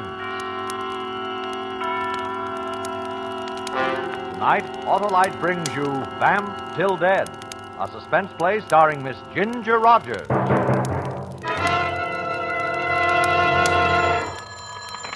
Hello? Sure. Honest. Goodbye. Sparkling conversation, Harlow. Well, that's the owner of a new Autolite Stay Full battery, Hap. The battery that needs water only 3 times a year in normal car use. Hello? Why, sure. You're telling me. Bye. Harlow, are you speechless? No, Hap, that's my friend again. He wants me to know his new Autolite Stay Full battery has fiberglass retaining mats protecting every positive plate to help prevent shedding and flaking and keep the power-producing materials in place. And you said nothing? Well, there is nothing to say after such a sound statement, Hap. And then he said the Autolite Stay Full battery gives 70% longer life.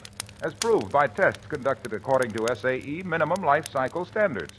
So, friends, see your neighborhood Autolite battery dealer and have him install in your car an Autolite Stay Full battery, the battery that needs water only 3 times a year in normal car use. And remember, you're always right with Autolite. And now, with Vamp Till Dead and the performance of Miss Ginger Rogers, Autolite hopes once again to keep you in suspense.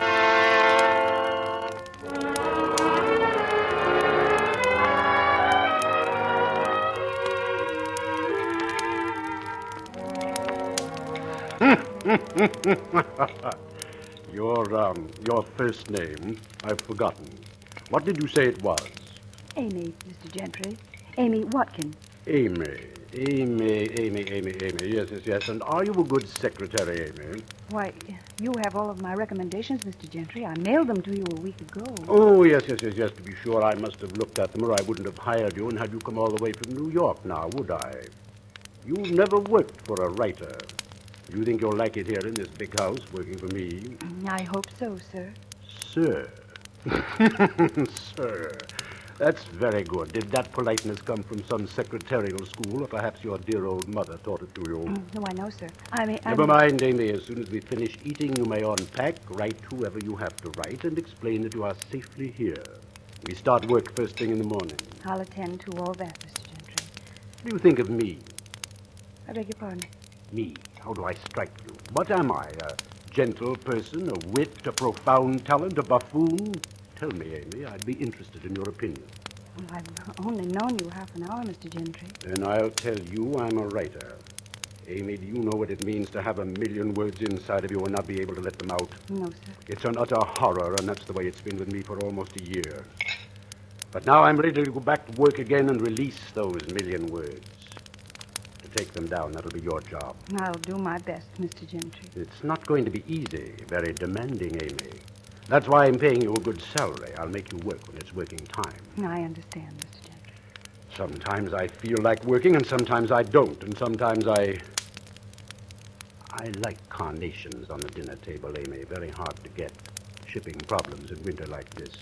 Delicate, fragile things. Yes, they are. But they're my favorite flower. The cook's name is Jenny. She'll help you find your way around the house. And for heaven's sake, call me Paul, not Mr. Gentry. Yes, Paul.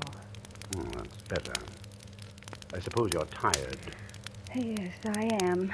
It was a terribly long trip. You can find your way to your room. Wait a moment, Amy. Wait.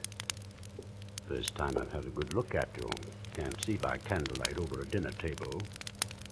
Tilt your head toward the lamp. I want to see your face more clearly. But don't. Do as I say. You're trembling as I touch your face, Amy. You're frightened. Oh, no, I'm not. I'm not at all. At this instant, you can't decide whether or not I'm a madman. You must need this job very badly. I want to work for you. I have an invalid father. I'm not interested in your problems. Don't tell them to me.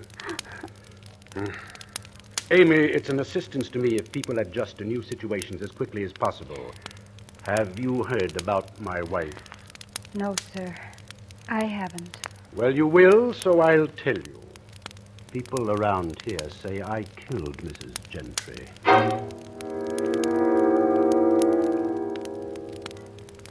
His great black eyes, set deep back in his head, seemed to be laughing at me when he said that, as though he expected me to run from the room and get as far away from him as I could. But I didn't move. Somehow, in that moment, I knew that I wanted to be near him, no matter what he had done. Good night, Amy.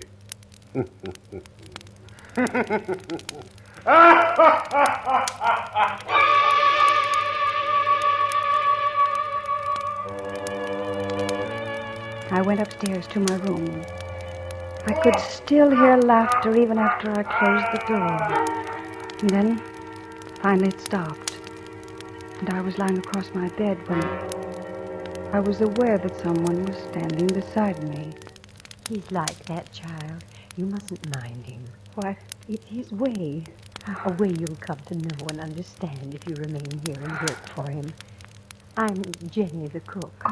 Oh, yes. I'm glad to meet you. He said you'd show me around. Somehow I didn't imagine you'd be like this. Oh, my dear. Well, I find more satisfactory inspiration in serving meals for a fine writer like Paul Gentry than I ever found in the 23 years I taught a high school English class. Jenny, I'm going to like you. Don't let him upset you. He really doesn't mean it. He can be as gentle as he is harsh. No one really understands him. Did Mrs. Gentry understand him? No, she didn't. She never made an attempt. There's a question in your eyes, Amy. Was she murdered? Yes. In that little guest cottage down by the bridge. You can see it from this window. There? It seems so still and quiet, Jenny. It's hard to realize. Yes. Happened almost a year ago. I served dinner that night. They argued over something trivial, or flowers on the table. Mrs. Gentry ran from the house. A few minutes later, I could hear her playing the piano from that cottage. Some little tune that always infuriated him. The next morning, her body was found slumped over the piano. Her neck was broken. That's all. Thank you for telling me about it, Jenny. There was no evidence against Mr. Gentry. No proof. Only hearsay and talk. I see. You'll hear that talk from time to time, Edie. Will it disturb you? No, I don't think so. Strange. What? Your appearance, my dear. It's really quite remarkable how much you resemble Isabel Gentry.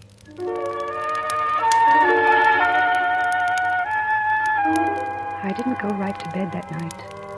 Instead, I slipped out of the house after everything became quiet and followed the path across the bridge to the guest cottage, where she had been murdered. The door was unlocked, and even though it was dark, I found the piano.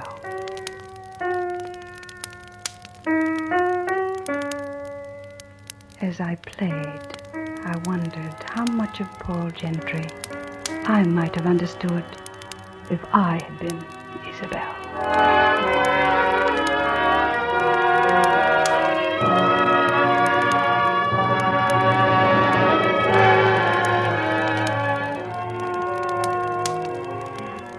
For the next 3 weeks, I took dictation from morning till night. The whole place was geared especially for his return to work. Jenny seemed to be everywhere, bringing in meals at all hours, slipping in and out of rooms silently so as not to disturb anyone. And then one afternoon, when I walked into his study, there was another man standing there beside Paul. Oh, Amy. This is Al Pender, a local newspaper man. He tried his best to have me indicted for murder. Oh? How do you do, Mr. Pender? I'm a celebrity, Amy. Pender wants to interview me about my new book. Why don't you tell him all about it? I wouldn't want the responsibility, Paul. You can tell him how bad it is as well as I can. No, Paul. I couldn't say that about it. What could you say about it? Anything worthwhile? The dropped eyes, the withdrawal. Isabel used to react the same way when I became angry with her. Do I remind you of her? Yes, you remind me of Isabel, of all the things in her that stopped me from writing. How do you like that, Pender? There's a story for you to print. You want me to print it, Gentry? I'd kill you if you did. I'm sorry that I remind you of Isabel, Paul. Are you, Amy? Are you really? No, I don't think you are. I don't think you are at all. Well, has he been like this much? I'd rather not say, Mr. Pender. Al. I'm glad he left, Amy. I think you're a nice person. Thank you. Too nice to work for him. How'd you meet him? How'd you get this job? I found out he was going back to work and needed a secretary. Did you know that no one in town would work for him? Yes, because of Isabel Gentry. And still you came here. Yes. He killed her. Everyone knows it. It was never proved. No, because of a technicality. I watched him here with you. He looked at you the same way he used to look at Isabel with that That fury in his eyes. I know that. And there's a reason. At times, Amy, you look a great deal like her. That means you're in danger as long as you're around him. He's a madman. He might actually think of you as Isabel. I want him to think of me as Isabel in every way possible, every day, every minute. There must be some way to prove he killed her. Who are you? I'm Isabel Gentry's sister.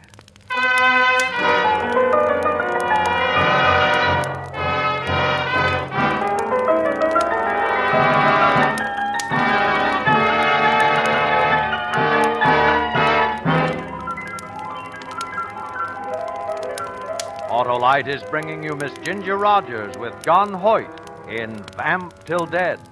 Tonight's production in radio's outstanding theater of thrills, Suspense.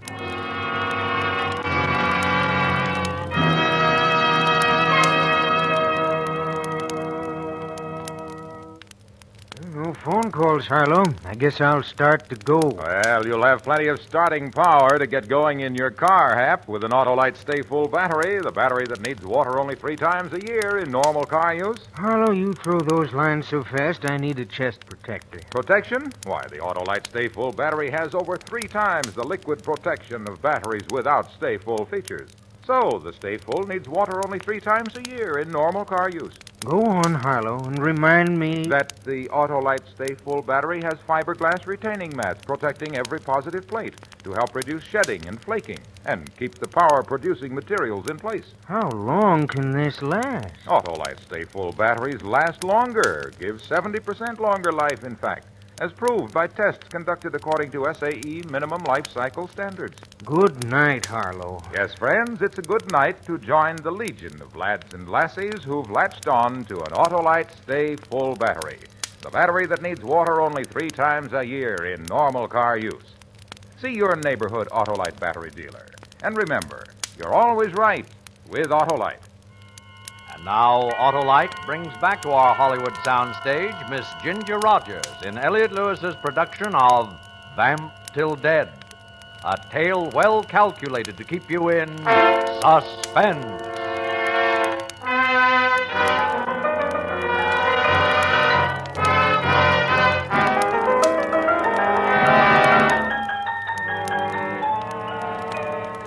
For the next few days, Paul Gentry threw himself into his work with a vicious sort of concentration and purpose. But his efforts were all in vain. His writing seemed to go from bad to worse. The stories were twisted, perverse, distorted studies in human behavior. The women were inevitably deceitful, the men tortured and driven to insane rages. Terrible. Terrible. Not a word, not a single word in the whole mess that's printable at all. Perhaps you're trying too hard, working too hard, Paul. How can you accomplish anything worthwhile if you only half try? I'll ask Jenny to bring us some coffee. I don't want any coffee. I don't want anything. Maybe I expect too much, want too much, need too much. What is it that's the matter with me? What is it? Tell me, tell me. I can't tell you, Paul. I don't understand you. You don't even try, Isabel. Why do you smile? You just called me Isabel. I did. Well, I'm sorry. It won't happen again. It was an accident. Yes, Paul. Of course it was. It was an accident.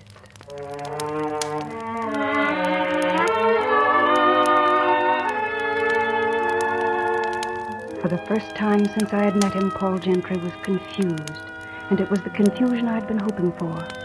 I began to do everything the way I had remembered Isabel. I wore her favorite perfume. I held my head to one side and smiled the way she used to. I started dropping her expressions in my speech. I wasn't sure all the time whether I was torturing him or he was torturing himself. But unconsciously, he began to think of me as Isabel. Even Jenny noticed it.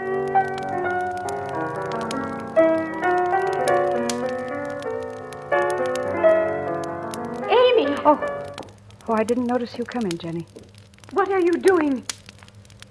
Here in the cottage. Practicing? It was the little melody she used to play. He's been calling you by her name, hasn't he? No, it's probably because his mind is on his work, and an old habit is difficult to break.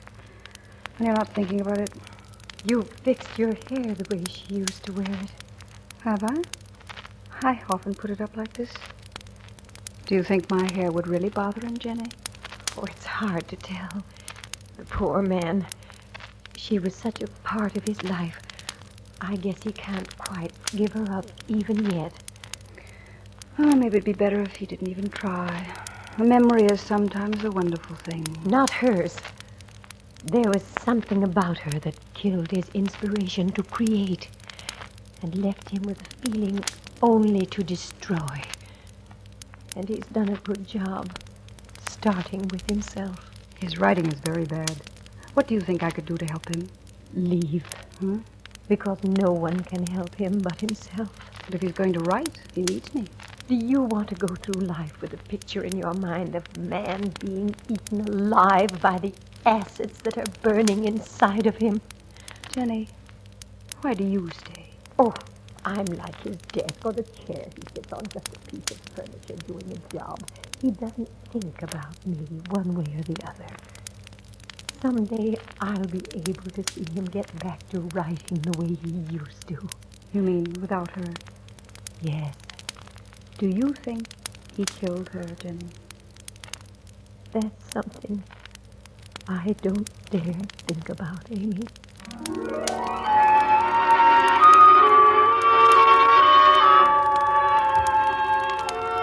I thought about it. In the days that followed, Paul's work went from bad to worse, and so did his temper. He was unmanageable most of the time. Then his headaches finally came upon him and couldn't work for hours at a time. He would sit in his chair, drinking and staring at me. Just staring. Sometimes I expected him to leap out of his chair and beat me to death. And other times I was afraid he was going to fall on his knees and throw his arms around me, begging forgiveness. I knew he was almost ready to break the day he went into a rage and started throwing things around his study. I left the house and walked down to the bridge. I was only alone for a minute. Hello, Amy. I heard all kinds of noise in the house. What's going on? Suppose I ask you what's going on. You seem to be keeping a pretty close watch on me. Why? We call it humanity. Call it what you like. I don't want anything to happen to you. Is that the only reason? No. I want to be around when he breaks up completely. Are you sure it's just humanity? Or trying to catch a murderer? Looks more like a campaign of personal revenge. I said call it what you like. But if you stick around here another minute, you're out of your mind. Suppose I told you I wasn't worried about myself. And I'd say you're crazy. You're in more trouble than Isabel was. He's going to go. And when he goes, nothing or nobody around him is going to be safe. Al, I'm going to tell you something. Isabel used to write to me, and she was pretty frank. She told me about a newspaper man she was interested in. Could you be that newspaper man? How many of them do you think there are in this town? Is it because you loved Isabel that you want to see her murderer caught? Or would you just like to sacrifice Paul Gentry because he was married to her when you wanted her? All right. So I knew your sister. There were very few young men in this town who didn't. She didn't like living here. She didn't like Paul Gentry. She didn't like this lousy small town. Then why didn't she get out? You can't walk when you're dead. I mean before. Because she was afraid of him. Cowed by him, mentally beaten down by his peculiar form of sadism. You really hate him, don't you? Look, I brought you something. This gun. What do I want that for? Because if you're foolish enough to stay on in that house, you need some protection. But not a gun. Everything's on your side, Amy. The first time he comes at you, let him have it. No jury in this town would ever do a thing to you. I came here to get proof that Paul Gentry killed my sister. And I want him to pay for it, under the law. It seems to me that you want me to be judge, jury, and executioner. Take it, you little fool. He's dynamite. What did you come here for? To play games? Take it. Hurry up. Put it in your pocket. All right. And are you aware that this land belongs to me? What are you doing on it? Talking to her. What does it look like? Paul, please. How many times do I have to tell you to leave my wife alone? Your wife? It's bad enough that I have to tolerate you in public places. But this land is private, and it's mine. Go on, get off it while you can still walk. And Isabel, you get back to the house where you belong. I ran back and locked myself in my room. Downstairs, I heard Paul moving around in his study. Then I heard a bottle crash against the wall. And then his heavy steps coming up the stairway. And then, suddenly, before I could do anything, he was standing in my doorway. Isabel! Isabel! Paul, come to me. Isabel. Isabel, why did you make me do it? Why did you do it, Paul? I couldn't help myself. It was those men all the time, especially Amy. Isabel's dead. You're Amy. Why do you keep making me think that you're Isabel? Please let me go, Paul. What's this all about, Amy? Let me go, Paul. All right. A few weeks ago, you came here and began talking and acting like her. Or is it my imagination? Maybe I'm going crazy. Paul, I think it's mostly your imagination. Maybe I happen to be a little like her. No, there's something more to it than that. Something I can't figure out. Something in the air or inside of me. I don't know what it is. But I do know one thing. Another week of this and... Amy, why don't you leave here while it's safe? I think it is safe, Paul. You aren't afraid of me the way you were that first night. You aren't afraid of what I might do to you. No, Paul, I'm not afraid. If you really want me to go, I will. I'd rather stay. I want to be close to you. Closer to you than anybody in this world has ever been. I don't want you to go, Amy. Ever. I love you. I know. You love me the same way you once loved her. Isn't that so? Yes, Amy, that's so. And I want you to marry me. Of course, Paul. Of course. I've always wanted to be your wife. Amy. Amy.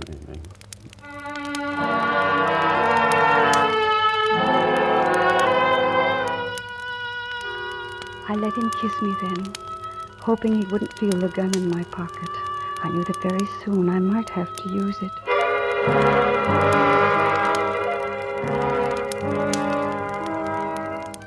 The next evening, when we came back from the Wedding License Bureau, he planned a wonderful dinner for two. The table was beautiful with candles and flowers and expensive silver.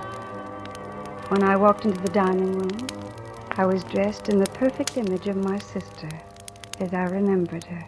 Isabel, you never look more beautiful. Thank you, Paul. Your chair. Thank you. We're having roast mallard duck. I shot them myself and kept them in the deep freeze. Are you ready for dinner, Mr. Jeffrey? Yes, Jenny. Yes, sir. Oh, Jenny, use the large soup bowls, please, for Isabel. I understand. I know you prefer them, darling. Yes. Something wrong, Isabel? Paul, I just noticed. You have carnations on the table. Why, yes. You know I don't like carnations, Paul. I don't like them at all. Isabel, they were all I could get. I'm afraid you'll have to like them, darling. I don't have to like anything. Have Jenny take them off the table. Now, see here. You'll either get rid of them, or I won't eat dinner with you. Do you hear me? Then don't eat dinner with me, my dear. I'd like it better that way. Then I won't have to look at your bored, critical face all the time. Isabel, come back here. Come back here.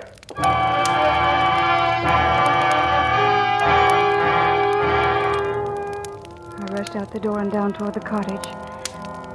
And then I remembered it had been a year to the night that Isabel had died.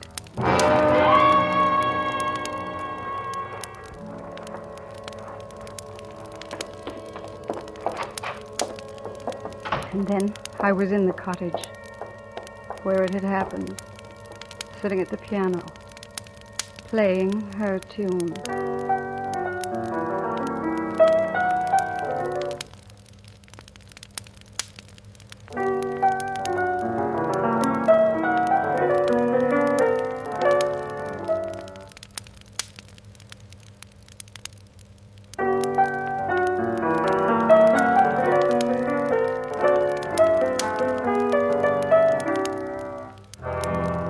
I sat there waiting. I knew that I would hear steps first, then a door. But I heard nothing. Nothing but the wind outside.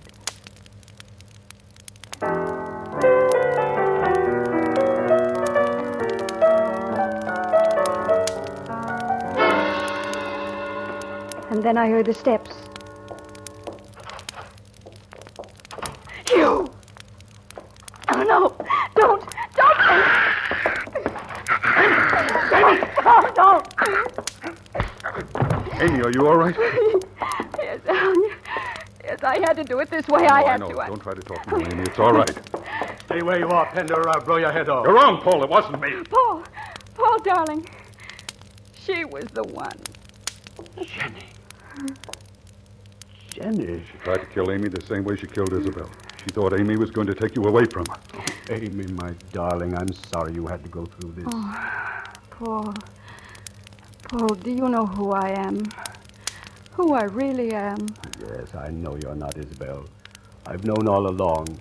I had to pretend as you pretended. Oh, I'm sorry, Paul, for the pain I've caused you. It's all over, my darling. Ended. Yes, Paul. It's all over. Isabel is truly dead.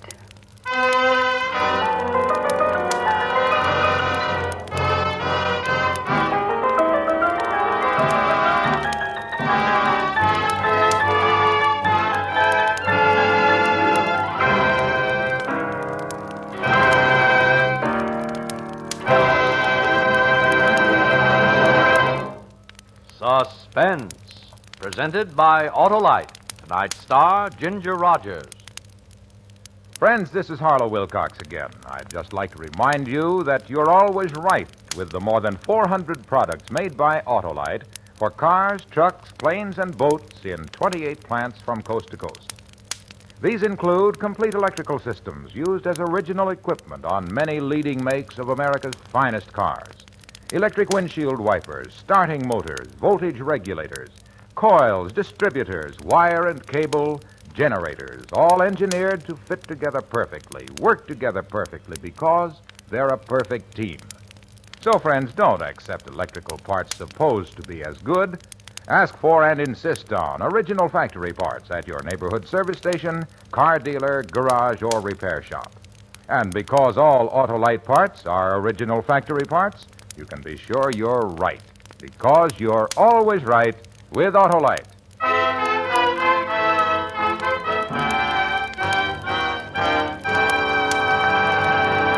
Next week on Suspense, Miss Eve Arden as star of The Well-Dressed Corpse. And in weeks to come, you will hear such famous stars as Ezio Pinza, Paul Douglas, and James Stewart, all appearing in tales well calculated to keep you in suspense.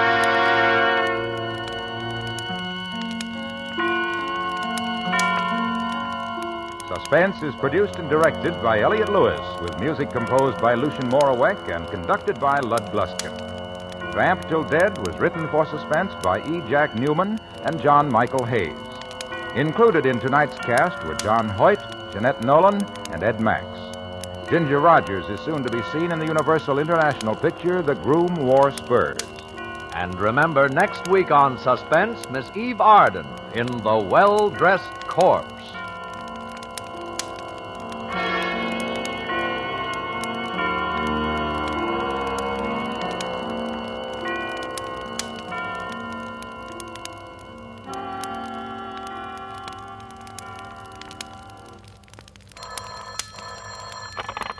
Buy Autolite Stay-Full batteries, Autolite Standard Type or Resistor Type spark plugs, Autolite electrical parts at your neighborhood Autolite dealers.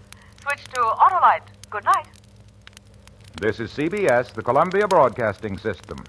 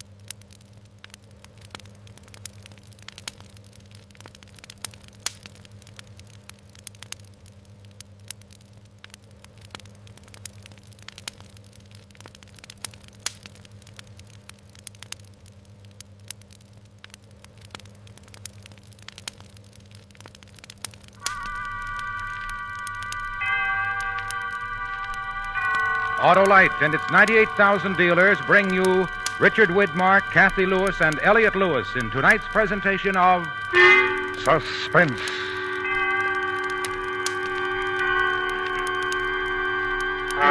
Tonight, Autolite proudly presents part one of the first radio dramatization of William Shakespeare's tragic history of love and death, Othello. Our stars, Richard Widmark, Kathy Lewis, and Elliot Lewis.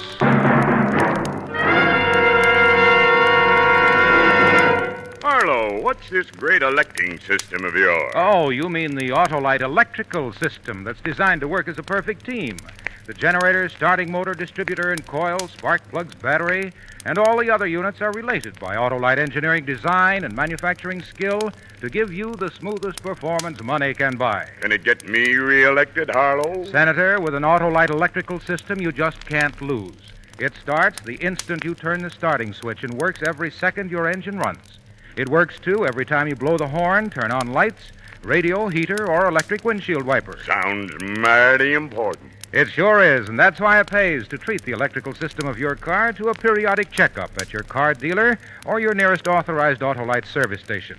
To locate him, look in the classified section of the phone book under Automobile Electrical Service, or call Western Union by number and ask for Operator 25.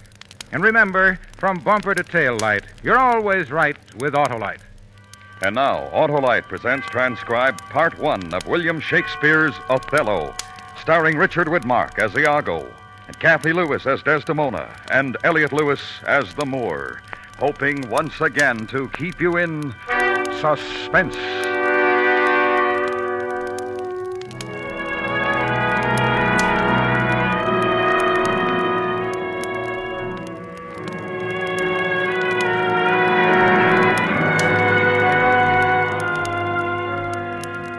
Act 1, Scene 1. Venice, a street.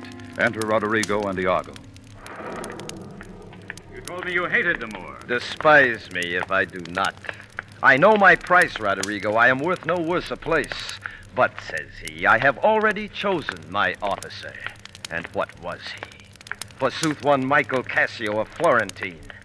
He in good time must his lieutenant be, and I, God bless the mark, his worship's ensign. I would not follow him then, good Iago. Oh, sir, content you. I follow him to serve my turn upon him. We cannot all be masters, nor all masters cannot be truly followed. In following him, I follow but myself. Call up her father. Rouse him, make after him, poison his delight. What ho, Brabantio! Signor Brabantio, ho! Look to your house, your daughter, and your bags! Thieves! Thieves! What is the reason of this terrible summons? What is the matter there? Signor, is all your family within? Are all doors locked? What, have you lost your wit? Most reverend Signor, do you know my voice? Not I. What are you?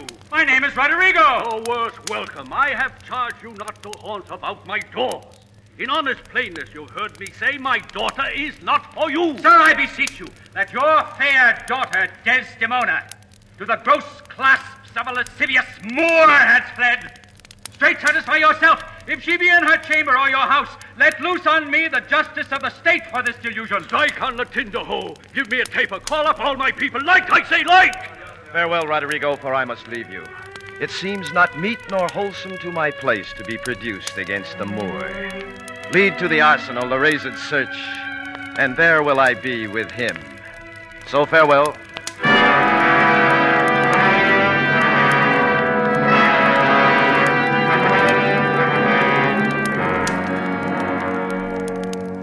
Scene 2, outside the arsenal. A few moments later, enter Othello, Iago, and attendants with torches. 'Tis better as it is. But I pray, sir, are you fast married?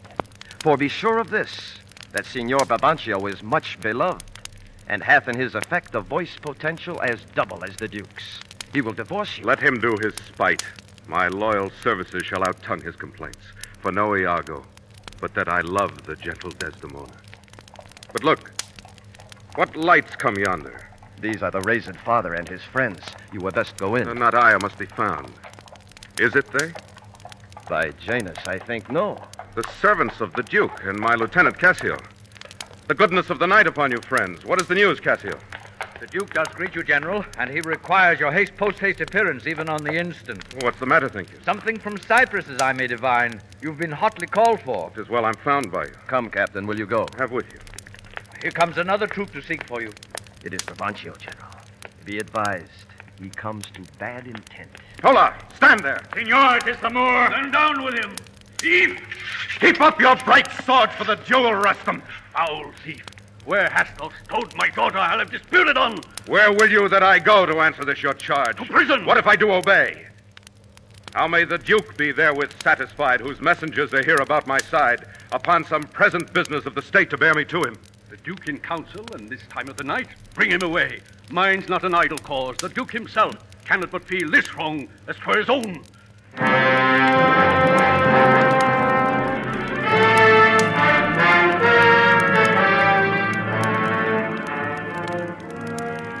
Scene 3, a council chamber. The Duke and Senator sitting at a table with lights. Valiant Othello, we must straight employ you against the general enemy, Ottoman. I did not see you. Welcome, Signor Brabantio. We lacked your counsel and your help tonight. So did I yours. Good your grace, pardon me. Neither my place nor aught I heard of business has raised me from my bed, for my particular grief is of so floodgate and all-bearing nature that it engluts and swallows other sorrows. Why, what's the matter? My daughter. Oh, my daughter. Dead? Aye, to me. She is abused, stolen from me, and corrupted by spells and medicines bought of mountebanks. Here is the man, this Moor, whom now it seems your special mandate for the state affairs has hither brought. Othello, what in your own part can you say to this? I do beseech you, send for the lady, and let her speak of me before her father. If you do find me foul in her report, let your sentence even fall upon my life. Fetch Desdemona hither. Iago, conduct them. You best know the place.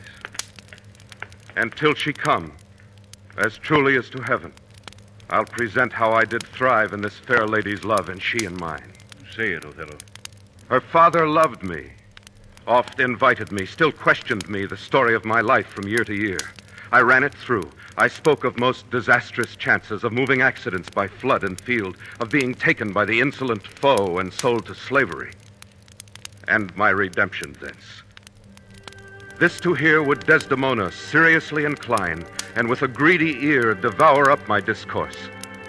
When I did speak of some distressful stroke that my youth suffered, my story being done, she gave me for my pains a world of sighs.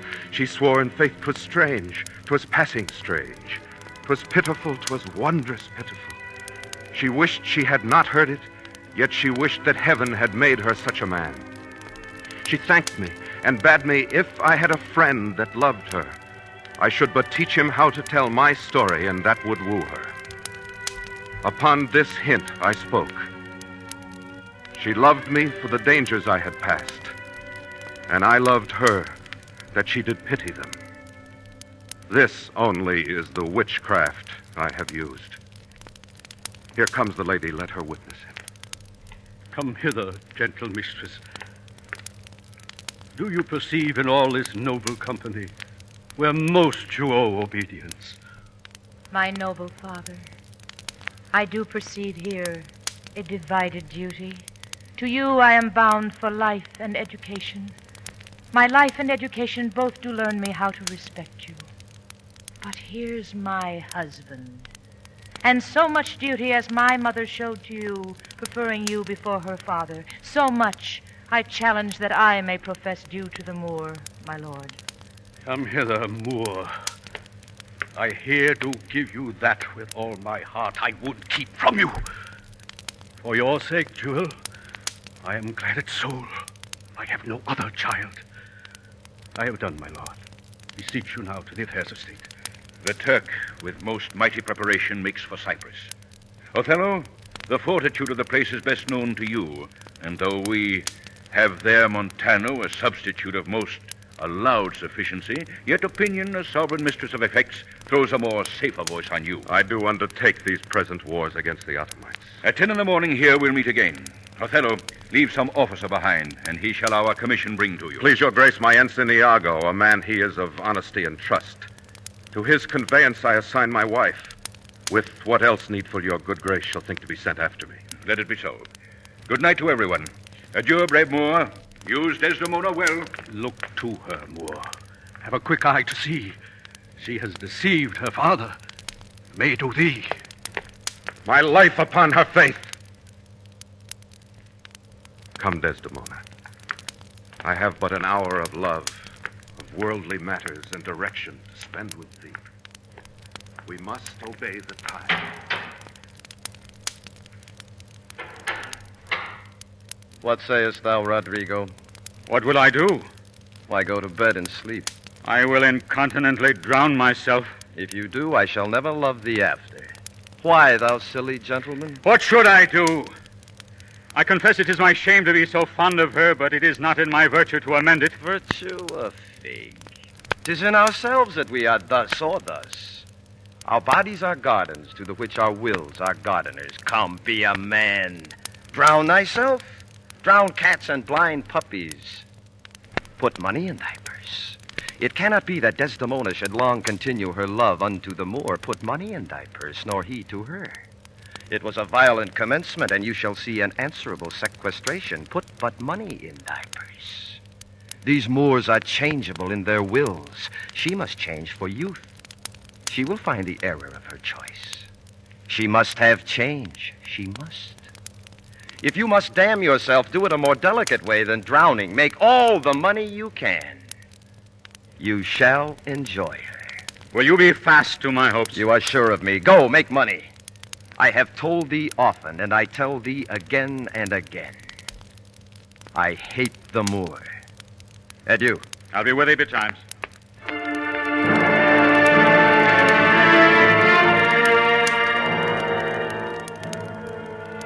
Thus do I ever make my fool my purse. I hate the Moor. Let me see now. Cassio's a proper man. To get his place and to make up my will, a double knavery. How? After some time to abuse Othello's ear, that his lieutenant Cassio is too familiar with his wife. Cassio hath a person and a smooth disposed to be suspected. The Moor is of a free and open nature that thinks men honest that but seem to be so, and will as tenderly be led by the nose as asses are. I have it. It is engendered.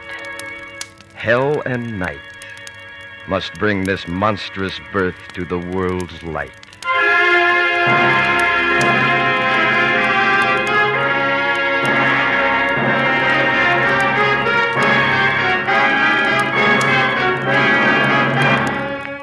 Autolite is bringing you Richard Widmark, Kathy Lewis, and Elliot Lewis in Part 1 of William Shakespeare's Othello. Tonight's presentation in radio's outstanding theater of thrills, Suspense.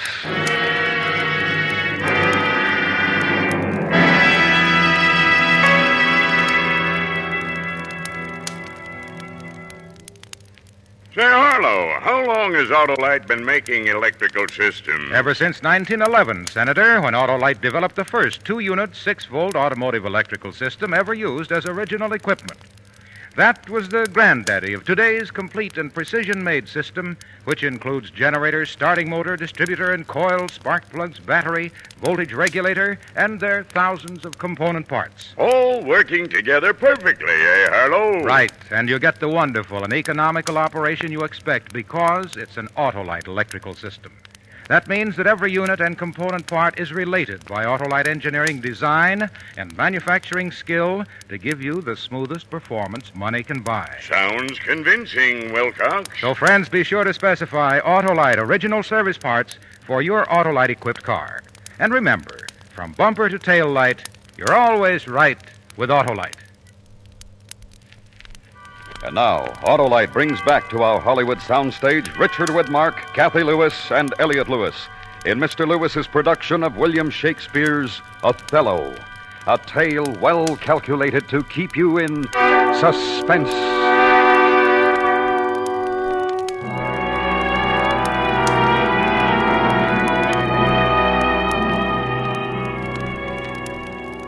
Act 2, Scene 1. A month later, a seaport in Cyprus. The wars are over. Othello's sail has been sighted. Enter Cassio, Iago, Roderigo, and Desdemona. The Moor's lieutenant pays innocent compliment to Desdemona as Iago and the jealous Roderigo stand apart.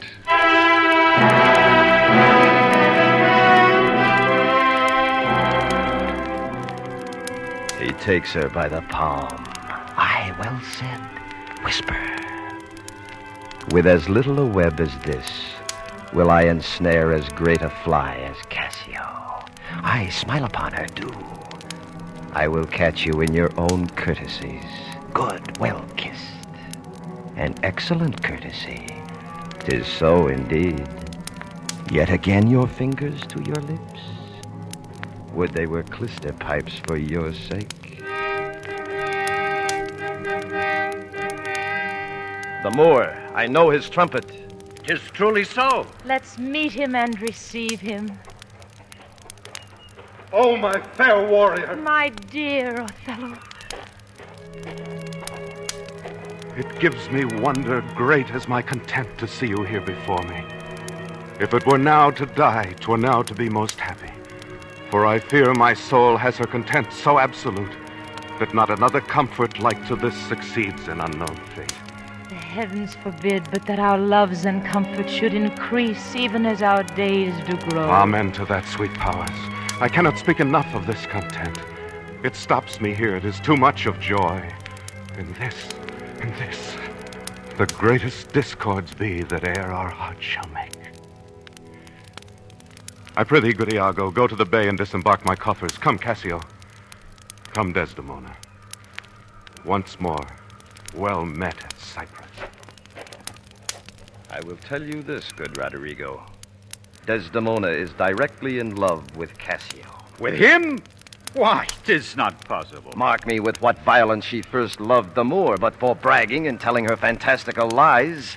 And will she love him still for prating? Let not thy discreet heart think so. Her eye must be fed. And what delight shall she have to look on the devil?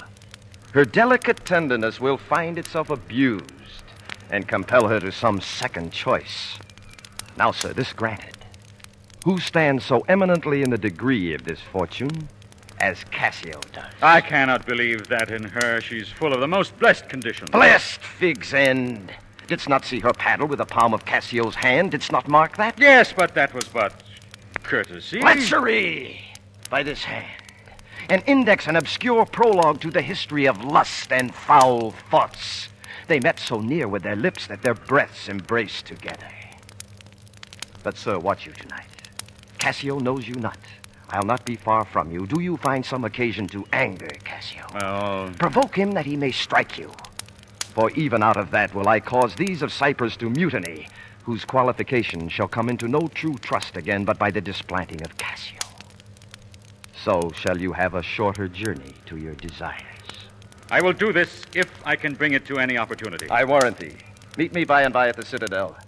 I must fetch his necessaries ashore. Farewell. Adieu. I'll have our Michael Cassio on the hip. Abuse him to the Moor in the rank garb. Make the Moor thank me, love me, and reward me for making him egregiously an ass, and practicing upon his peace and quiet, even to madness. 'Tis here, but yet confused. Knavery's plain face is never seen till used.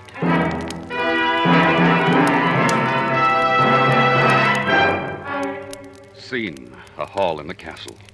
The time, early night. Enter Iago and Cassio. We muster the watch, Iago. Not this hour, Lieutenant. 'Tis not yet 10 o'clock. Our general cast us thus early for the love of his Desdemona, who let us not therefore blame. She is a most exquisite lady. Indeed, she is a most fresh and delicate creature. What an eye she has. Methinks it sounds a parley of provocation. An inviting eye, and yet methinks right modest. And when she speaks, is it not an alarum to love? It is indeed perfection. Well, happiness to them. Come, Lieutenant, I have a stoup of wine. And here without are a brace of Cyprus gallants that would fain have a measure to the health of Othello. Not tonight, good Iago. I have very poor and unhappy brains for drinking. But one cup I'll drink for you. I have drunk but one cup tonight. I am unfortunate in the infirmity and dare not task my weakness with any more. What, man? 'Tis a night of revels. The gallants desire it. Where are they? Here at the door. I pray you, call them in. I'll do it, but this light...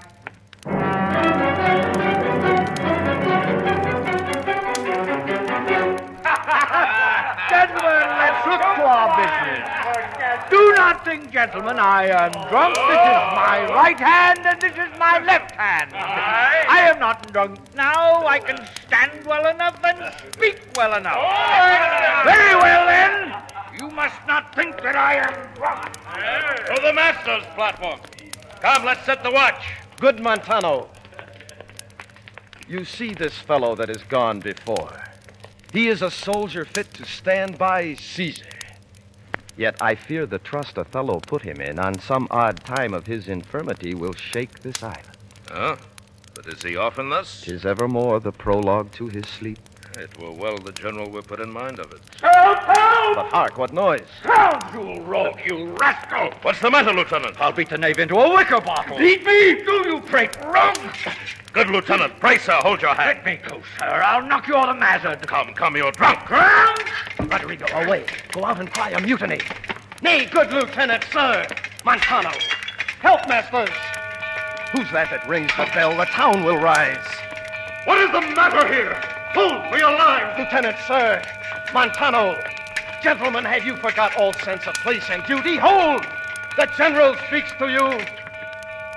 Silence that dreadful bell. It strikes the isle from her propriety.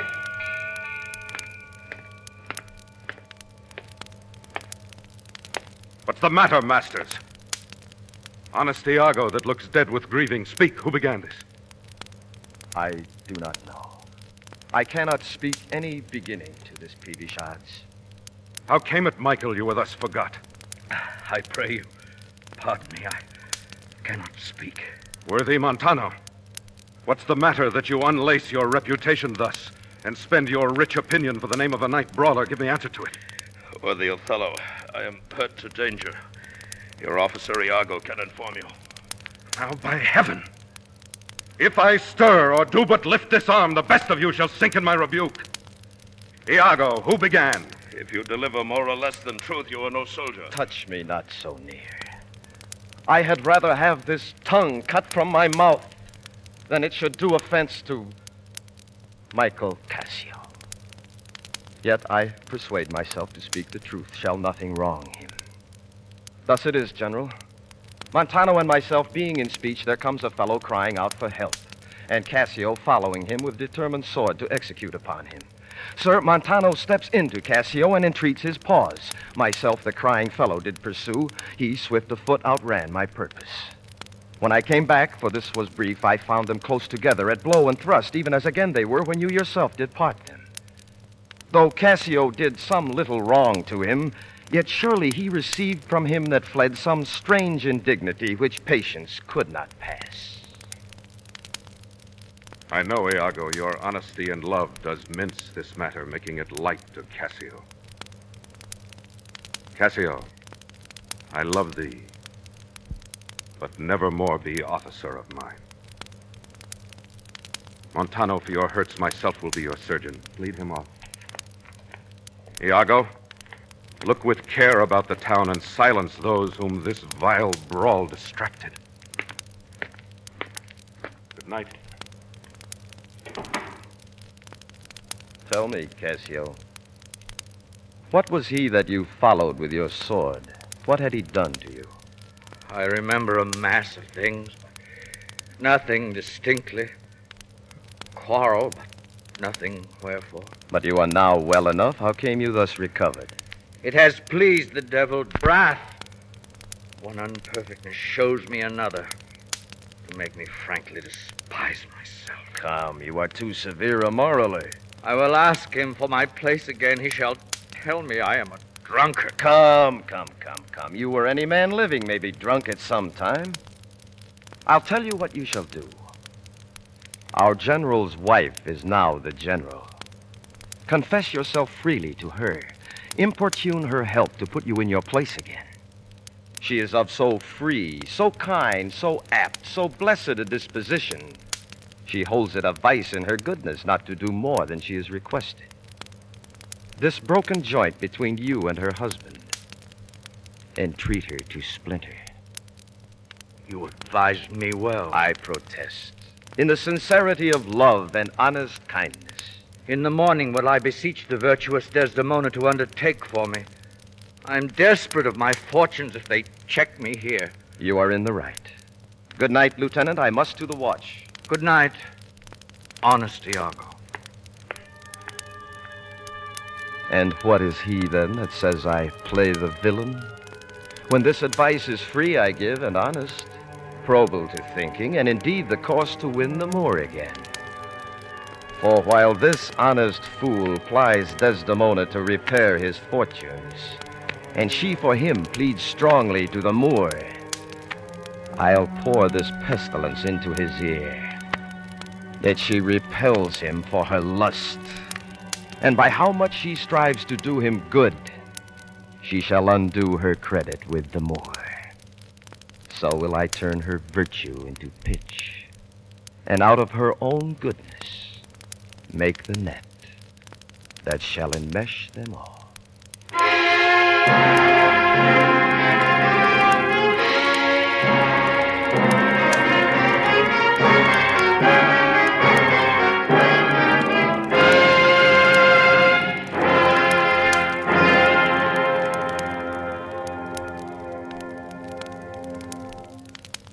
Suspense.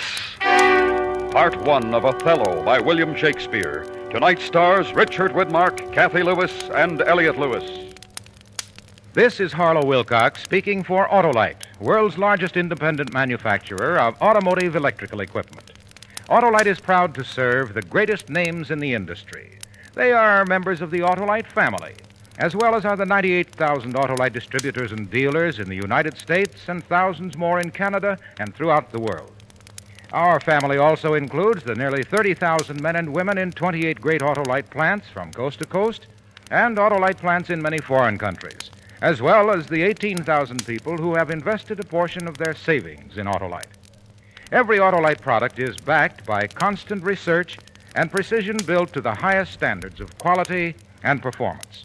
So remember, from bumper to tail light, you're always right with Autolite.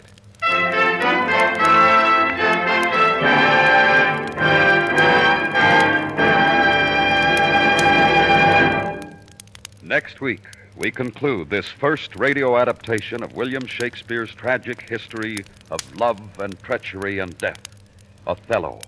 Again next week, our stars will be Richard Widmark, Kathy Lewis, and Elliot Lewis.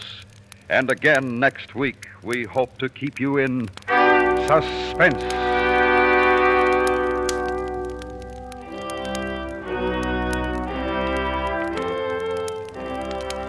The abridged Othello was adapted for Suspense by Anthony Ellis and Elliot Lewis. The program was transcribed and directed by Mr. Lewis, with music arranged by Lucian Morwick from themes by Giuseppe Verdi. The orchestra was conducted by Lud Gluskin. Featured in tonight's cast were Joseph Kearns as Cassio, William Conrad as Montano, Whitfield Connor as Roderigo, Herb Butterfield as Brabaccio, William Johnstone as the Duke, Byron Kane, and Larry Thor. Richard Widmark may soon be seen in the 20th Century Fox picture, Pickup on South Street. And remember, next week we conclude Othello.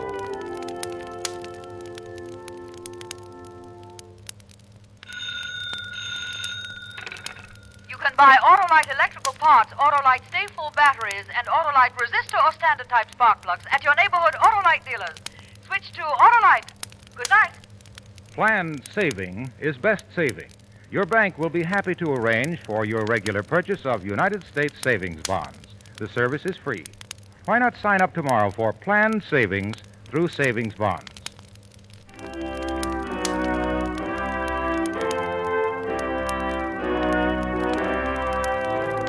This is the CBS Radio Network.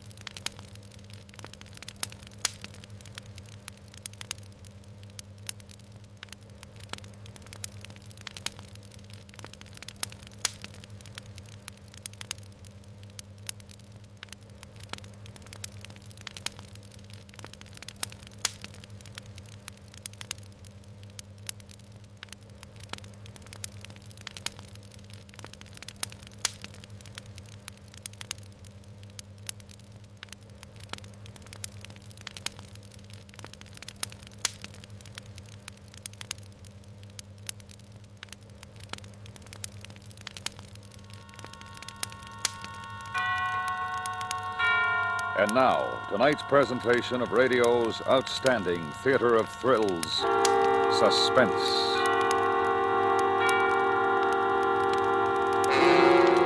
Tonight, the story of a handicapped man and the woman who holds the key to his freedom.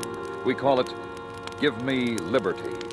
So now, starring Mr. Tony Barrett, here is tonight's suspense play, Give Me Liberty.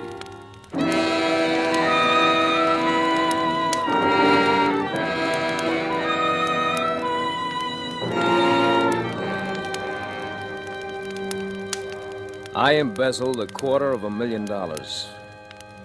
I want you to know that needed brains, planning, patience. I devoted 3 years of my life to the trick, and I got away with it. $250,000. Well, of course, they caught me very easily, but they couldn't find the money. I wouldn't tell them where it was. I got 7 years for it. My right wrist was handcuffed to the left wrist of a detective, and they put me aboard a train bound for the penitentiary. I could see that the detective had instructions to soften me up. He was much, much too kind. You comfortable, Mr. French? You want a magazine? Anything? I'd like to be able to lift my hand without raising yours into the air.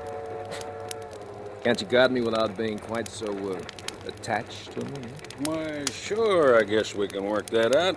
Tell you what, you sit next to the window.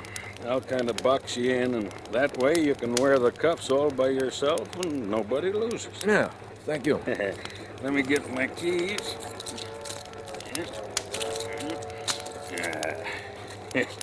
There. Funny thing, most guys say the biggest trouble is when you read a paper. 5 inches of chain don't give you much room to turn a page.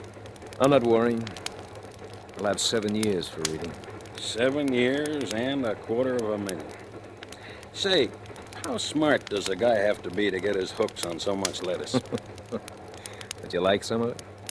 Are you kidding? Well, all right, let's make a deal. You drop the key to these things on the floor, and then go have yourself a nice lunch. Oh, sure. And when do I see Mr. French again? When I meet you to pay off. Mm-hmm. I wouldn't be taking kind of a chance there, would I? You know, to tell the truth, you wouldn't be taking a chance at all. How come? Oh, why should I escape? Be on the run the rest of my life? No. No, this has to go according to plan. Planning. That's what gives a man his future. But you've got a long stretch ahead. How do you know that whoever's holding the stuff won't double? It was a stupid conversation, and I was only making words.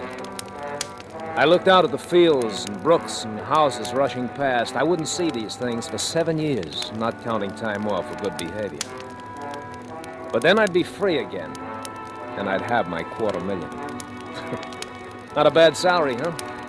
No, I'd use my brains for myself this time. Some guys will do anything for dough. Now take you. 7 years. Everybody, hold on! There's another train on the track!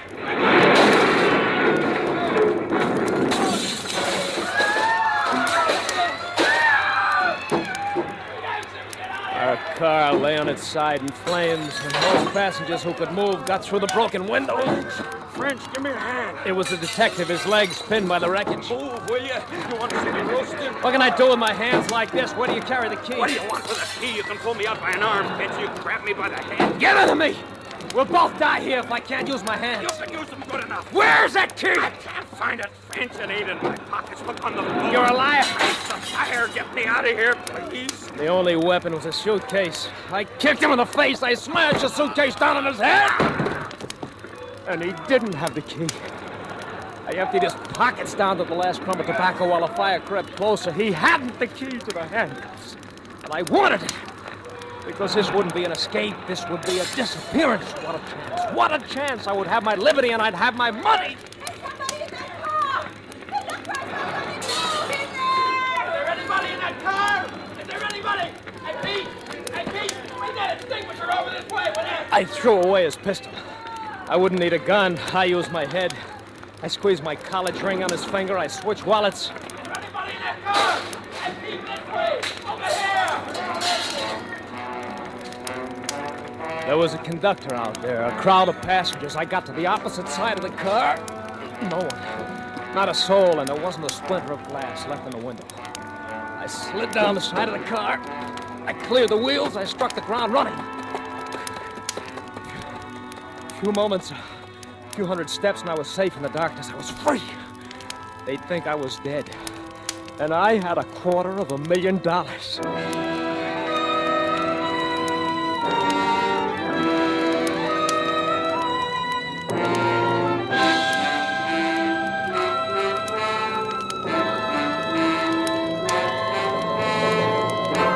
You are listening to Give Me Liberty, tonight's presentation in radio's outstanding theater of thrills, Suspense.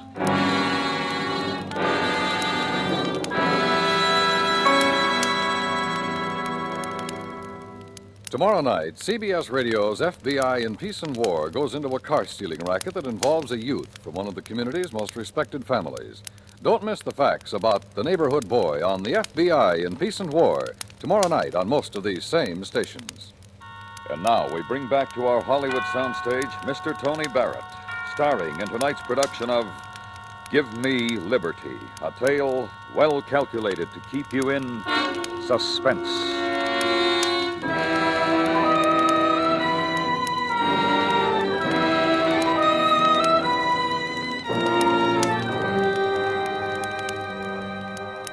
My first job after escaping was to break out of those manacles. I sat in a wheat field, holding my arms overhead so the blood would run from my hands and wrists and leave them slim. Then I tried to pull them off. It didn't work. And I couldn't snap the chain. I twisted it, I pulled at it, I tried to fling my hands apart, and it wouldn't break. I rubbed it against stones until my skin was torn and bleeding, and it wouldn't break. By this time, it was morning. It wasn't until then that I knew I had to have help. I pushed through the wheat and the corn beyond it. I stumbled down a slope into a barnyard. Down, Jack, down!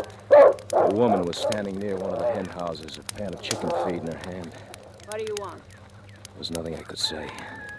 She had seen the handcuffs. Come on. What do you want? I'm hungry. Where are you from? How'd you get away? Well, we were going up to the prison. There was an accident. Well, what do you want from me? Look, you lend me a file, and if you could spare some food, I'll be glad to pay you. You don't have to pay me for anything. Wait here. Jack, you watch him. She went into the house, and the dog got down on its belly and put its nose between its paws. And its eyes never left my face for a minute. Then through the stillness, I heard the cranking of an old-fashioned wall telephone, and I knew what she was doing.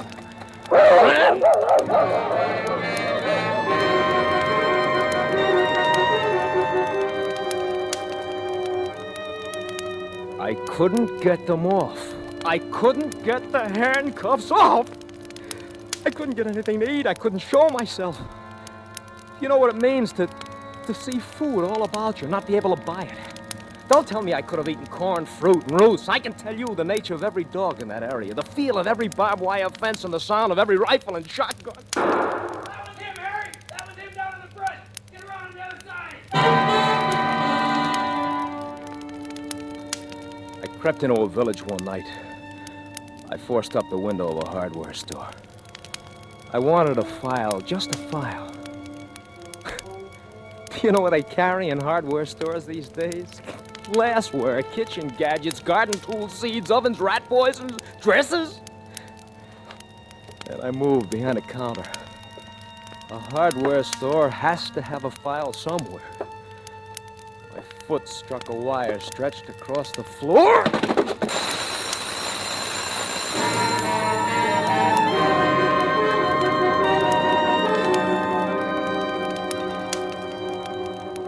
How tired have you been? Have you ever been so tired that you thought you'd die? You wanted to die?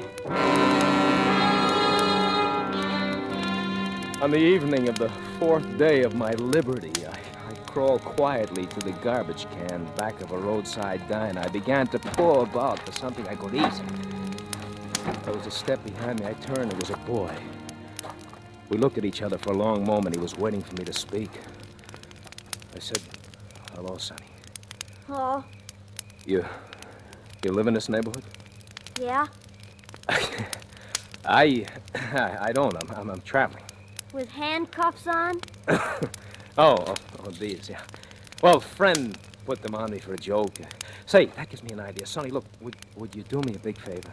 Depends on how big. I'll say it's worth $10. You get me a file or chop them off with an axe or something like that, huh? No. I'll let you keep them there. They're fun. No. Well, then would you do something else for me? Depends. Well, I'm a little embarrassed about going in a lunch wagon like this. Would you step in there and buy a few hamburgers for me? How much? Same $10. Let's see the money. I got it right here in my pocket, ready to jump into your hand. A lot of things a boy can buy with $10. There we are. How do I know it's good? Don't you trust me? Drop it on the ground. Drop it. Why? You drop it and back away, then I'll pick it up. Oh, say, that's very smart. All right, how's that? Far enough? I guess. He picked it up, began to walk around the diner. When he was out of reach, he started to run. What? There's a convict out there! Pop a guy with handcuffs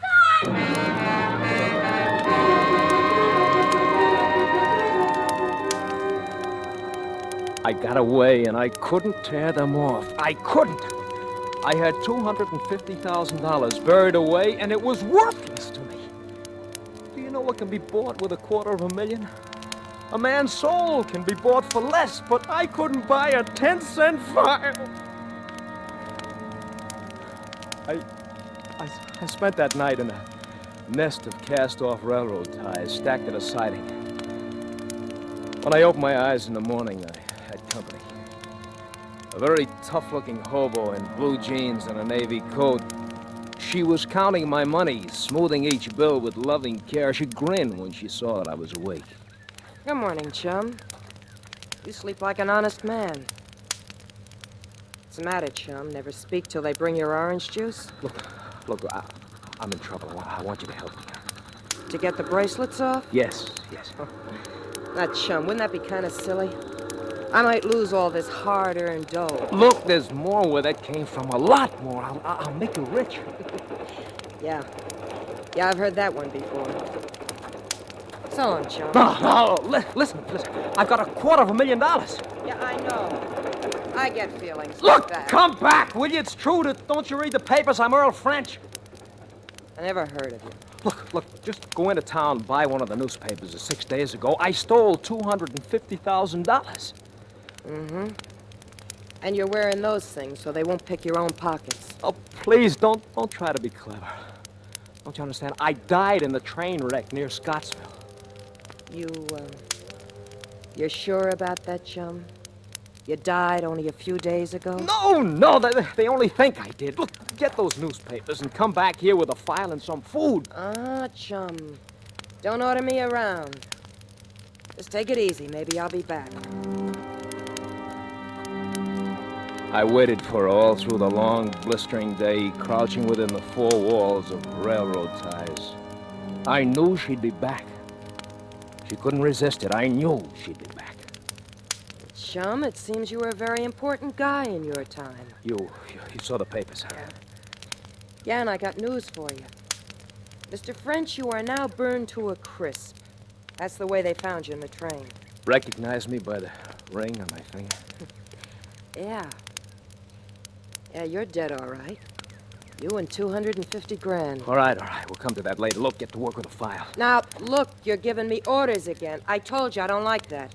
Please, give me the file. It's right here in my jeans.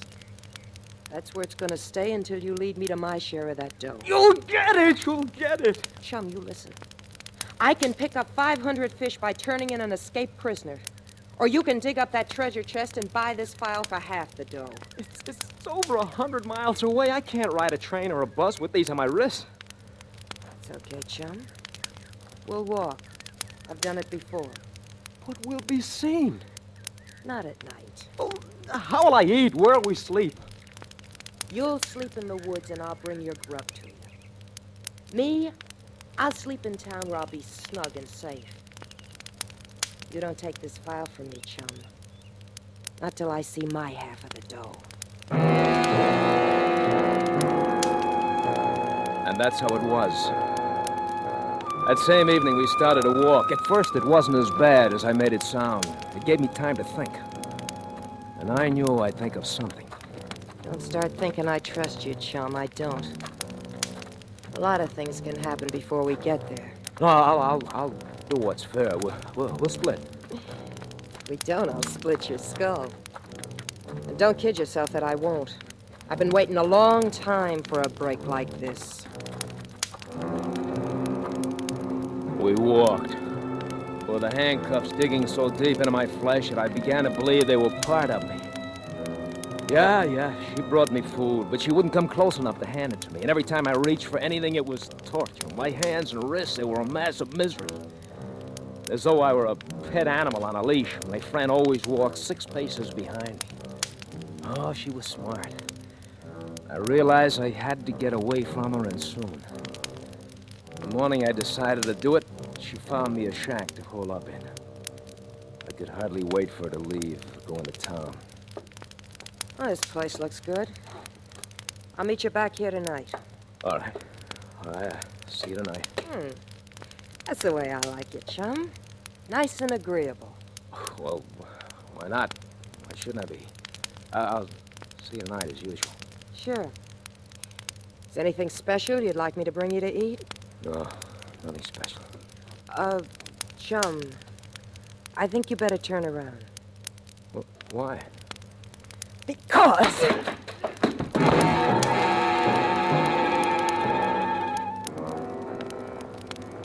When I awoke with a dull ache filling my head, I found myself neatly trussed up. I could move a little, but not enough to get free. You talk about female intuition. She had guessed that I was going to try to get away from her, and she just beat me to it. I didn't give up, though. She would have to make one mistake. The next night, we'd stop for a rest. How can you be sure the stuff is still there? Look, it's safe. How do you know? What kind of a place did you hide it in? You'll see. Now, get out that file. When I see the dough, little chum... Take them off, will you? How long do you think... Shut up! Wake up the neighbors. Now move. No. I said move! No! That money is mine. You'll never see it unless I want you to, and we'll go to it the way I say. Chum, you're making me mad. You get out that file and take these off. Now go on, get it out! I can give orders, too. What do you think you are, an animal trainer? That's not a bad idea. Is it? But it happens I'm not an animal, and it also happens... What's that for? You can't frighten me with a knife. You use that on me, and we both lose out. You gonna get up? No. This'll hurt. I'll kill you someday. I swear I'll kill you. I had a husband like you. Brave enough outside, but once anybody put on the pressure... You talk too much. Go on. I'm calling you bluff. I'm sick of hearing you talk. All right. Boy, keep away from me.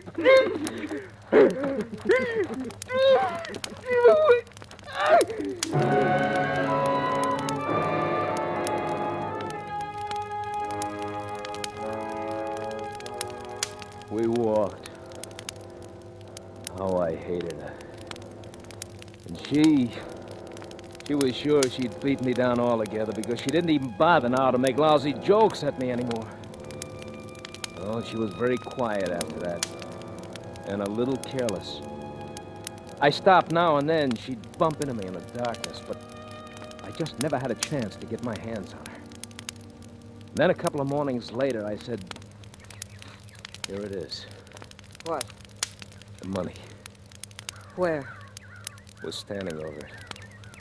Are you trying to kid me? We're standing in the middle of the highway. You didn't do any digging here, chum. Look, there's a culvert running under the road here, a 24-inch pipe. Come on into the ditch, I'll show you. You didn't stick that dough in the pipe, it had washed away. It's not in the pipe. It's in a deep crevice between a pipe and the concrete. Pull out some of those stones. You pull them out. With these hands, I can't touch anything without screaming, pull them out. Prince, help me. If this is a gag... She believed me. She had to. She saw the truth in my eyes. The money was there, my $250,000. She bent over to tug at the stones. She turned her back to me for the first time. That was it. That was the mistake I was waiting for. I sprang forward and I cast the handcuffs down on her head. The back of her head. Her head. Her neck. Oh, the pain in my wrist, but I didn't care. I just didn't care.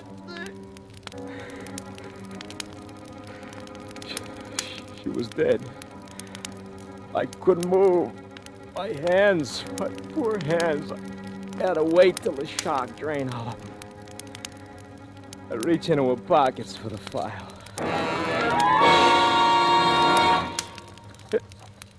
It isn't there.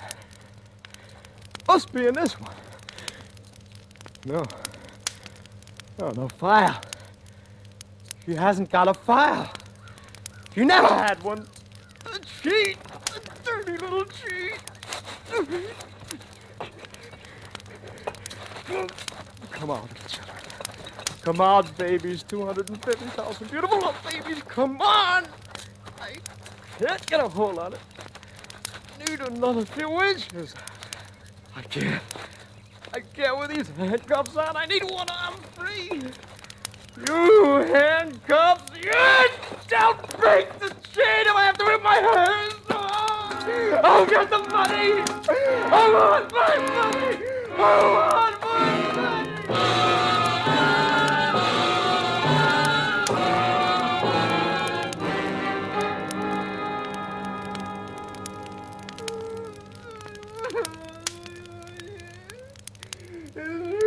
That's the way I found him, Chief.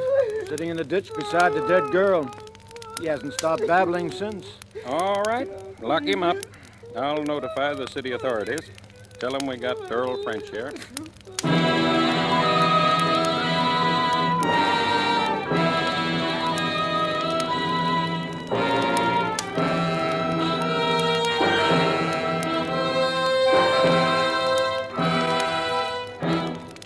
Suspense, in which Mr. Tony Barrett starred in tonight's presentation of Give Me Liberty.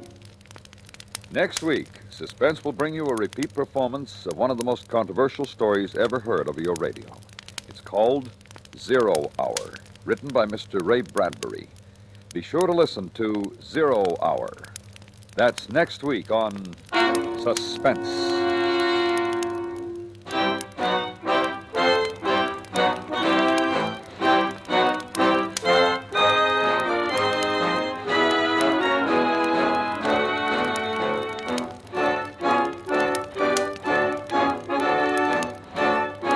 Suspense is produced and directed by Anthony Ellis. Tonight's script was written by Herb Meadows. Music was composed by Lucian Morwick and conducted by Wilbur Hatch. Featured in the cast were Michael Ann Barrett, Lou Merrill, Helen Klebe, Richard Beals, and Jack Carroll.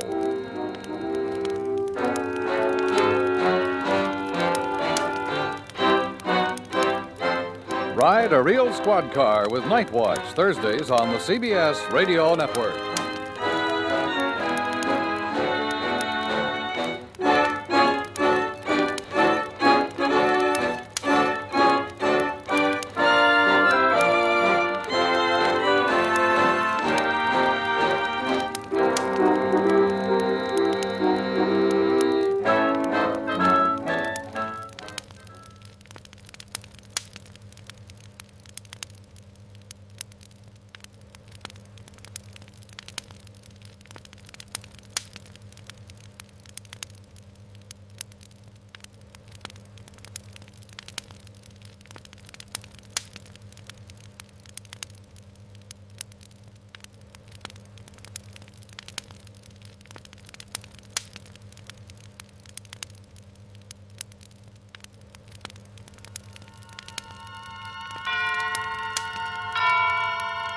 And now, Tonight's presentation of radio's outstanding theater of thrills, Suspense.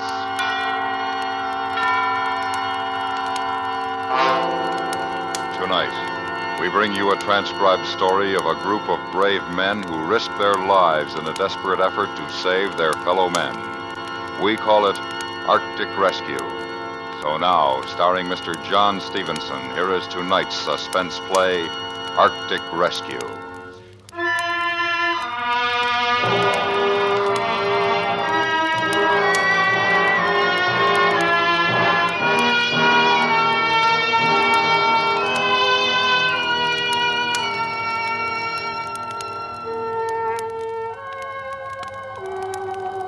Picture this if you can. Christmas night. Miles and miles of endless, empty, broken white ice. An ice floe drifting somewhere in the vicinity of the 73rd parallel, north of the Arctic Circle. Nothing but ice. That is, nearly nothing. If you look carefully through the winter night, you'll see two tiny dark blemishes, the figures of two men. One twisted in an unconscious heap is our skipper, Jonathan Blake. The other figure, Gerald Stewart, first mate. Me. It makes a sorry picture, eh? Civilized men in a primitive wilderness of ice, waiting, helplessly, for death. Aye, a sorry picture.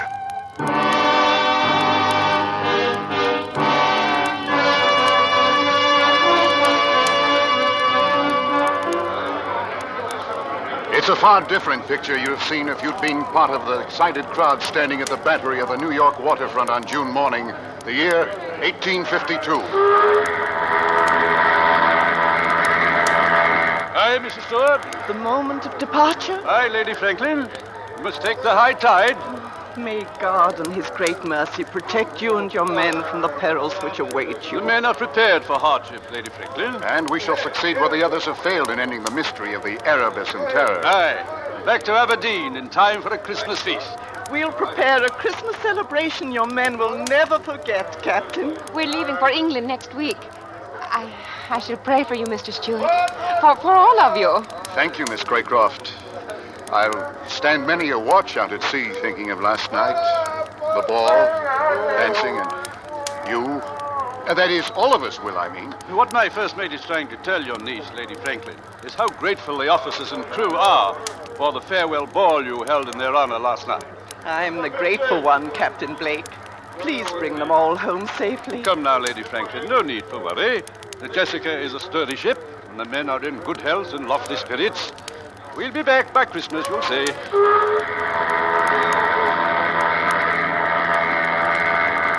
tide will change. We must be on our way. Then goodbye and good luck, Captain. Goodbye, Lady Franklin. Miss Craycroft. Goodbye, Captain Blake. Goodbye, Mr. Stewart. Godspeed. Thank you. We shall see you in Aberdeen Christmas week. Let's get aboard, Mr. Stewart. Yes, sir. Goodbye, Lady Franklin. Starkey? Yes, sir. Drop the gangway. Yes, sir. All hands at their mooring stations, Mr. Stewart. Yes, sir. And pass the orders to cast off. Aye, sir.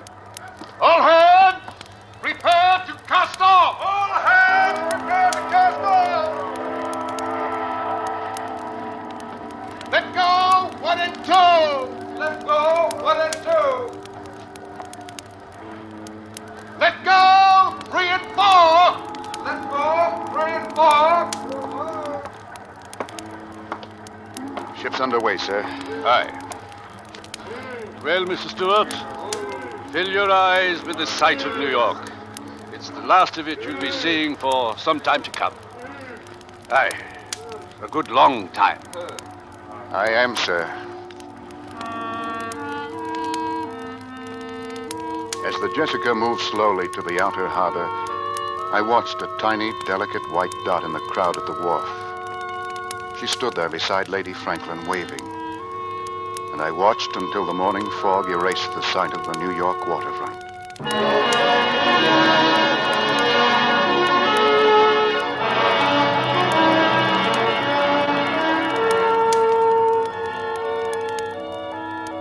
from the ship's log, I've decided to keep a running account of this voyage. This account will be transferred to a watertight jar and thrown to the currents, should any sudden disaster occur. The first 3 weeks of navigation north were merely a matter of settling down to ship's routine. On June 30th, after officers' mess, we sighted Point Farewell on the Greenland coast. The time had come for the captain to read a letter of instructions given to him by Lady Franklin. Captain Blake, I am sure you will do all that any man can in discovering the fate of my husband, Sir John Franklin, and his 2 ships, the Erebus and Terror. But my only fear is that you might sacrifice your lives in the unknown regions of the Arctic. Therefore, let me state that above all else, the preservation of the lives of you and your heroic companions is more important to me than the purpose of your journey. May God in his great mercy preserve you all from harm amidst the perils which await, and restore you to us safely and in health, as well as honor. Your sincere and attached friend, Jane Franklin. These are the only written instructions I have, gentlemen. Now then, Mr. Stewart, the map, please. Yes, sir. There it is, gentlemen. The most recent Admiralty map of the Arctic regions that we are approaching. Map? Well, it's almost completely blank. Aye, Mr. Halliday. Thousands of miles of uncharted wilderness. And somewhere in that frozen tundra, Sir John Franklin and his men vanished. Aye. And our search will begin tomorrow when we drop anchor in Gold Harbor. We'll pick up our ice pilot, Mr. Patrick Hansen's, from additional supplies, and then make for the Arctic Circle. Arctic Circle sounds like the edge of the world, eh, Stuart? Yes, a little frightening, too. You? Frightened? Mr. Halliday, if I were you, I would respect Mr. Stewart's fear of what lies before us. Captain, I was just thinking, if Franklin was looking for the Northwest Passage, he'd probably make an approach through here, through Lancaster Sound. Aye. Then he must have passed Ponds Bay here. And according to our information, there are Eskimos at Ponds Bay. They might have seen his ships enter Lancaster Sound. And if they did, then we'll have something to go by. I hope Mr. Hansen understands the Eskimo dialects. They can tell us much. I don't see how we can cover all this territory and get back by Christmas, Captain. We have no choice, Mr. Stewart. If we get caught beyond the Arctic Circle after the summer months, we may never get back. Never? Aye. In the winter, the seas are covered with great ice floes, and once a ship is frozen in those latitudes, it will stay there until the summer thaw. And you can't imagine the horrors we'd endure in an Arctic winter, Mr. Halliday. I suppose not. Franklin and his men were probably frozen in for the winter, And they were never heard from again? Exactly. Well, that will give you a brief idea of what we're in for, gentlemen. We'll know more after Mr. Hansen comes aboard. Any questions? I have nothing but questions, Captain. I wish I had the answers, Stewart.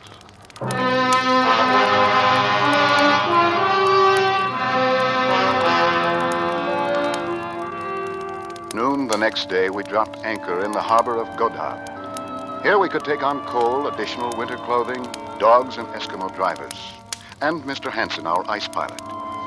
Godhav was nothing more than a few huts of the Baffin Bay Trading Company. And as we prepared to go ashore, a longboat suddenly appeared alongside. Captain Blake? Aye? I'm Patrick Hansen, your ice pilot, sir. We were about to send a boat ashore for you, Mr. Hansen. No time for that, Captain. But we planned on picking up supplies and dogs. I brought them. They're in the boat. Well, what's the rush, Mr. Hansen? This is Gerald Stewart, my first mate. You never been to the Arctic before, Mr. Stewart? No. You'll take my word for it. We better get up there while we got the summer weather, you bet. All right, so we run into a little summer ice. The Jessica's prepared for it. Yeah. She looks like good, strong ship. We never seen an iron ship up here before. And steam engine, too. Well, that's not all the Jessica has. There's an additional iron plates across her hull, as well as added bracing thwartship. And the forward 10 feet of the bow is solid iron and razor sharp at the edge. What do you think that will do to your ice, Mr. Hanson? You wait and you see what the ice can do to a ship. Even an iron ship, Mr. Stewart. Mr. Henson, you received my letters. Yeah. And you made inquiries about the Erebus and Terror? Yeah, they was here. They couldn't get dogs, so they headed for Pond's Bay. Across Baffin Bay. That's right. Just as we thought. Mr. Halliday? Yes, sir? Get those supplies aboard, then prepare the ship for sea. Aye, aye, sir. Stewart, you can chart a course for us. We'll cross the Arctic Circle next, and on to Pond's Bay.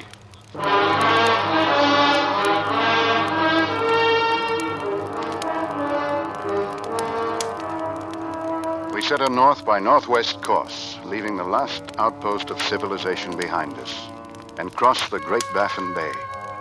On July 4th, we crossed the Arctic Circle without ceremony. Then we had ice freezing on deck and in the rigging. A day later, we saw our first floating iceberg. For this time of the year, we should not have seen either one.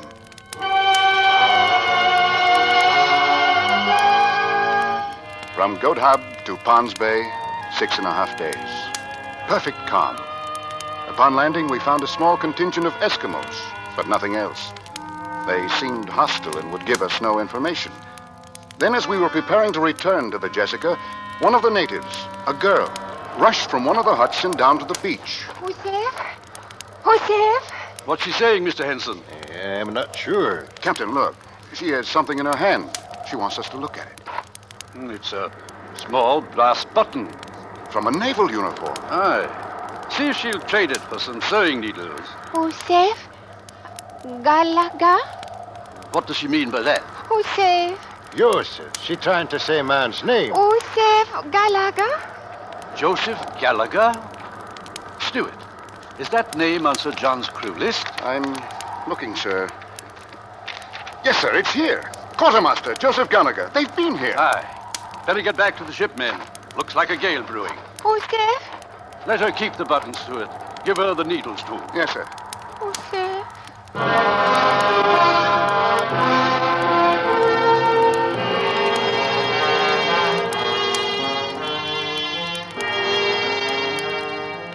After leaving Pond's Bay, 2 months passed without incident.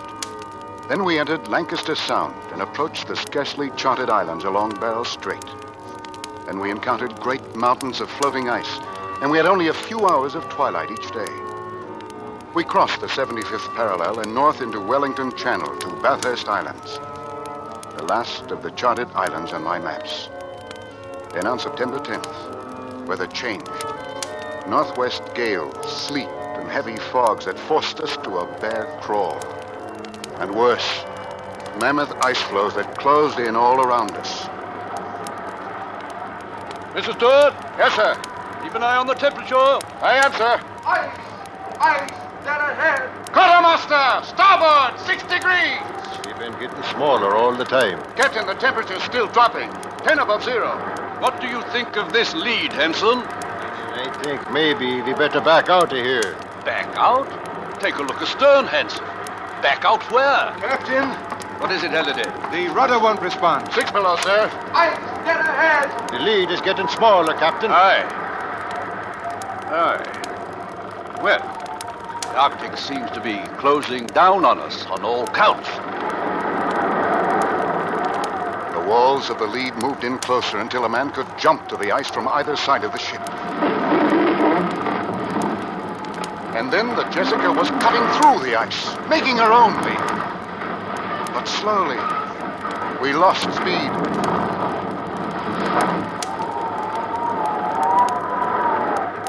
And then, finally, the ship gave up to the ice. We frozen in now. Aye. Stop engines, Mr. Stewart. Yes, sir.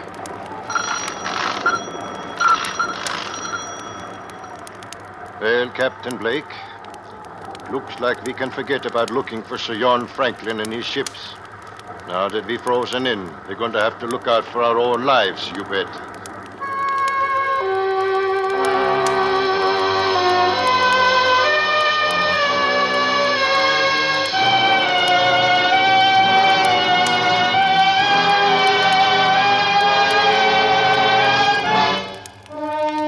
listening to Arctic Rescue, tonight's presentation in radio's outstanding theater of thrills, Suspense.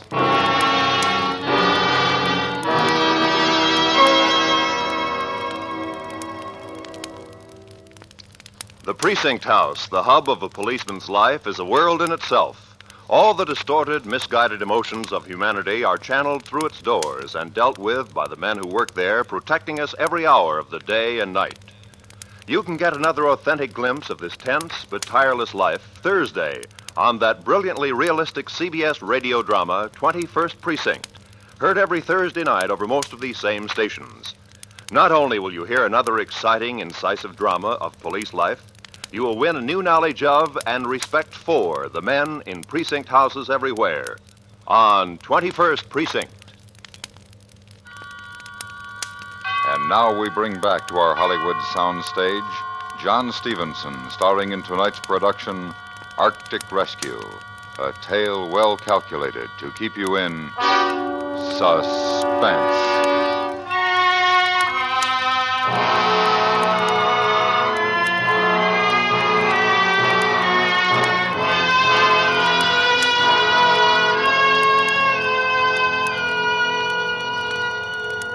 September 10th, 1852. Unless a miracle occurred, we were frozen in the Arctic for the rest of the winter months. A sea of ice surrounded us, and the ship took on a starboard list from the pressure of the floe. Rations were cut in food, water, and coal consumption. Furious gales came and went. There were more freezing temperatures, often as low as 35 below. The doctor was a busy man. Nearly all hands suffered from frostbite, many from gangrene. Conditions aboard the Jessica were deplorable. I thought they couldn't get any worse. October came.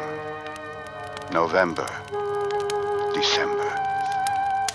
And we thought of home and the holidays. And of Lady Franklin and Miss Craycroft sitting alone at the Christmas feast that was to be held in our honor. On Christmas Day, the cook outdid himself. We had a feast aboard the Jessica on the last of the salt pork and the beef. And with the last of the Allsup's ale and minced meat, the cook made pies. And we had a celebration.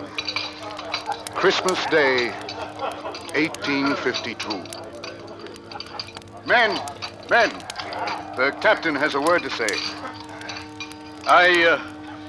I drop below to offer you my greetings on this holiday and to wish you a much happier Christmas next year.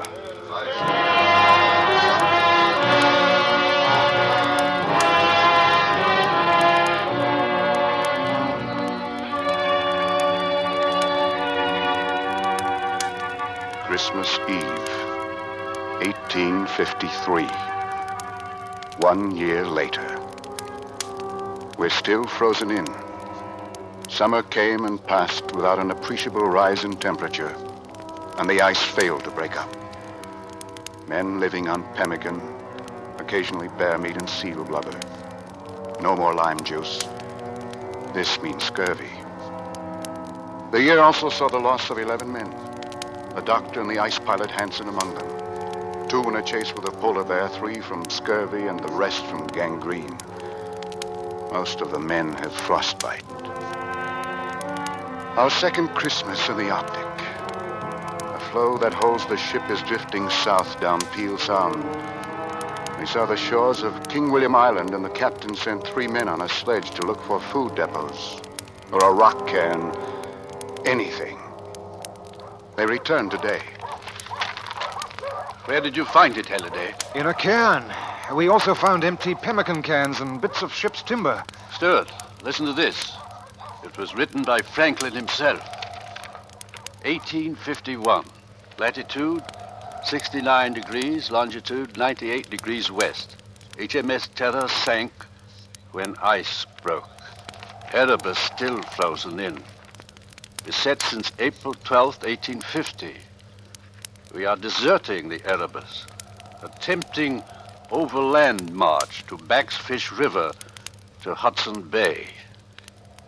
If unheard from, when this found, we must be considered lost. Sir John Franklin, Captain, HMS Cerberus. We've found what we came for. Aye. Then they're all dead. Aye. If something doesn't happen pretty soon, we'll be dead too. Makes for a very Merry Christmas, eh, Captain? Captain! I hear it. The ice. It's breaking. Great cracks open in the ice, and then out of the water through the openings, another great mountain of ice would rise. Great slabs of surface 100 yards wide shattered, upended, and sank into the churning water. All around us, great jagged fingers of ice crashed up through the flow. All hands abandon ship. All hands abandon ship. All hands abandon ship. Steward, get your charts. We're going out on the ice. I could feel the ship jarring loose under me, and suddenly the Jessica wrenched sharply, throwing me across the deck. The last sound in my ears was that of the Jessica tearing loose from the ice.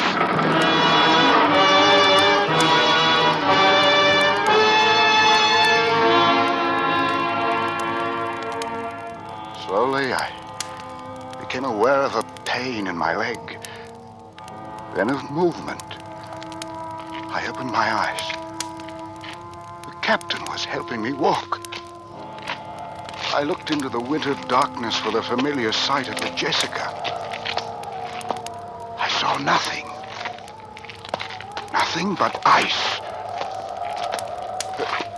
Skipper. Feeling better, lad?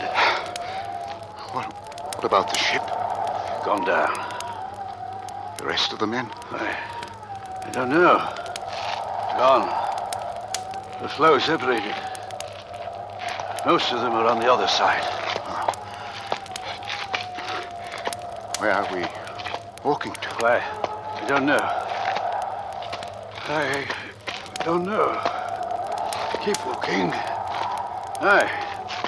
We'll keep walking. We'll find a Yule log, Stuart. What's Christmas without a Yule log in the hearth? Move, Skipper. Move.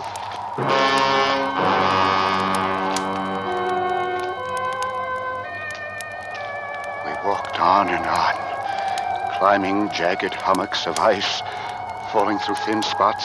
Legs got wet, froze. We beat the ice off, walking in circles through the Arctic night. Endless circles.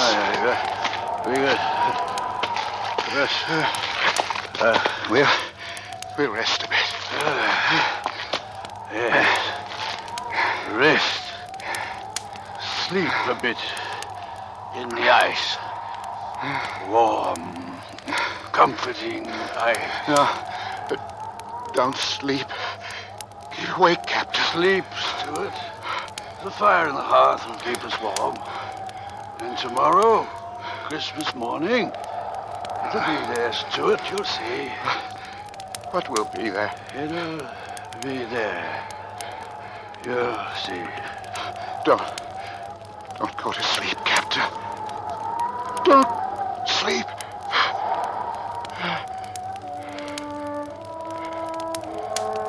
My eyes grew heavy. I craved sleep. But to sleep was to die. I was ready.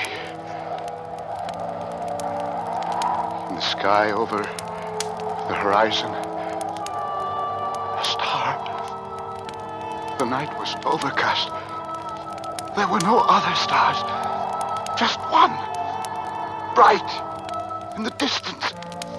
I could see it. Stood. It was still there. A bright star. Over the horizon. Captain! Captain! Up! On your feet!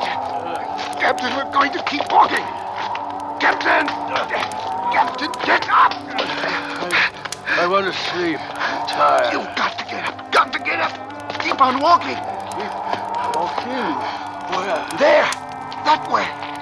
Towards that star.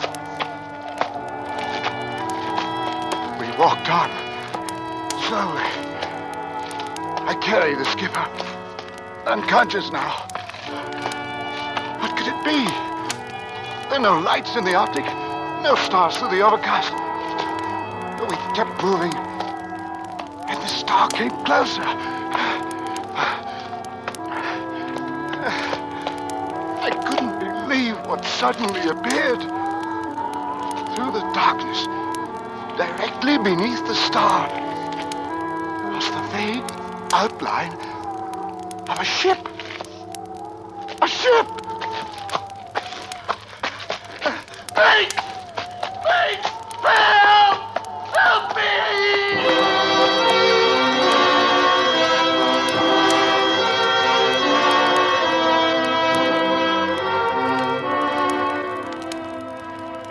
He's coming out of it. Stewart? Stewart! Ship. I saw Starkey. Halliday. In the flesh. I saw a ship. Yes, I know. You're on it. See? But where did it come from? It's not the Jessica. I know. It's the Erebus, one of Franklin's ships. The one they deserted. The Erebus? But where did it come from? Well, there we were, all of us, except you and the captain, lying on that floe after the Jessica went down. Ready to die, just as we thought you'd died. And then, just as graceful as you please, we see a ship drifting slowly out of the fog, through the broken ice, right to us. The captain. I left him out on the ice. Oh, he's all right. We brought him aboard. And pretty soon, we'll be on our way home. Home?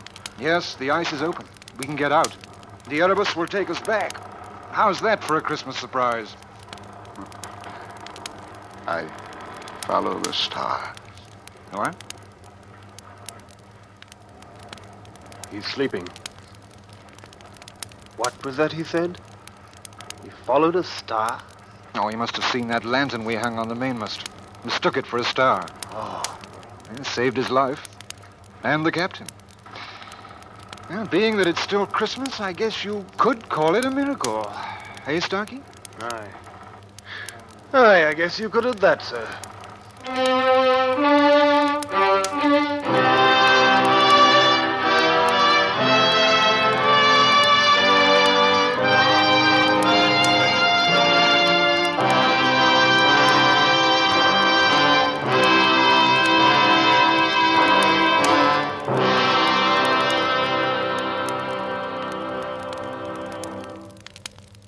Suspense, in which John Stevenson starred in tonight's presentation of Arctic Rescue.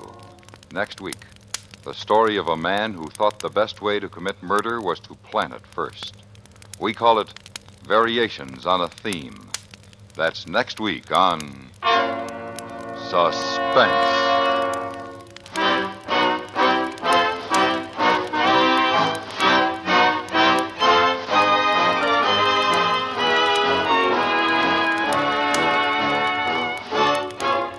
Suspense is transcribed in Hollywood by Anthony Ellis. Tonight's script was written by Gus Bays. The music was composed by Lucien Morawek and Rene Garrigan and conducted by Wilbur Hatch. Featured in the cast were Herb Butterfield, Norma Barden, Lillian Bayef, Richard Peel, George Walsh, John Dodsworth, and Clayton Post. Stay tuned for 5 minutes of CBS News to be followed on most of these same stations by The Jack Carson Show.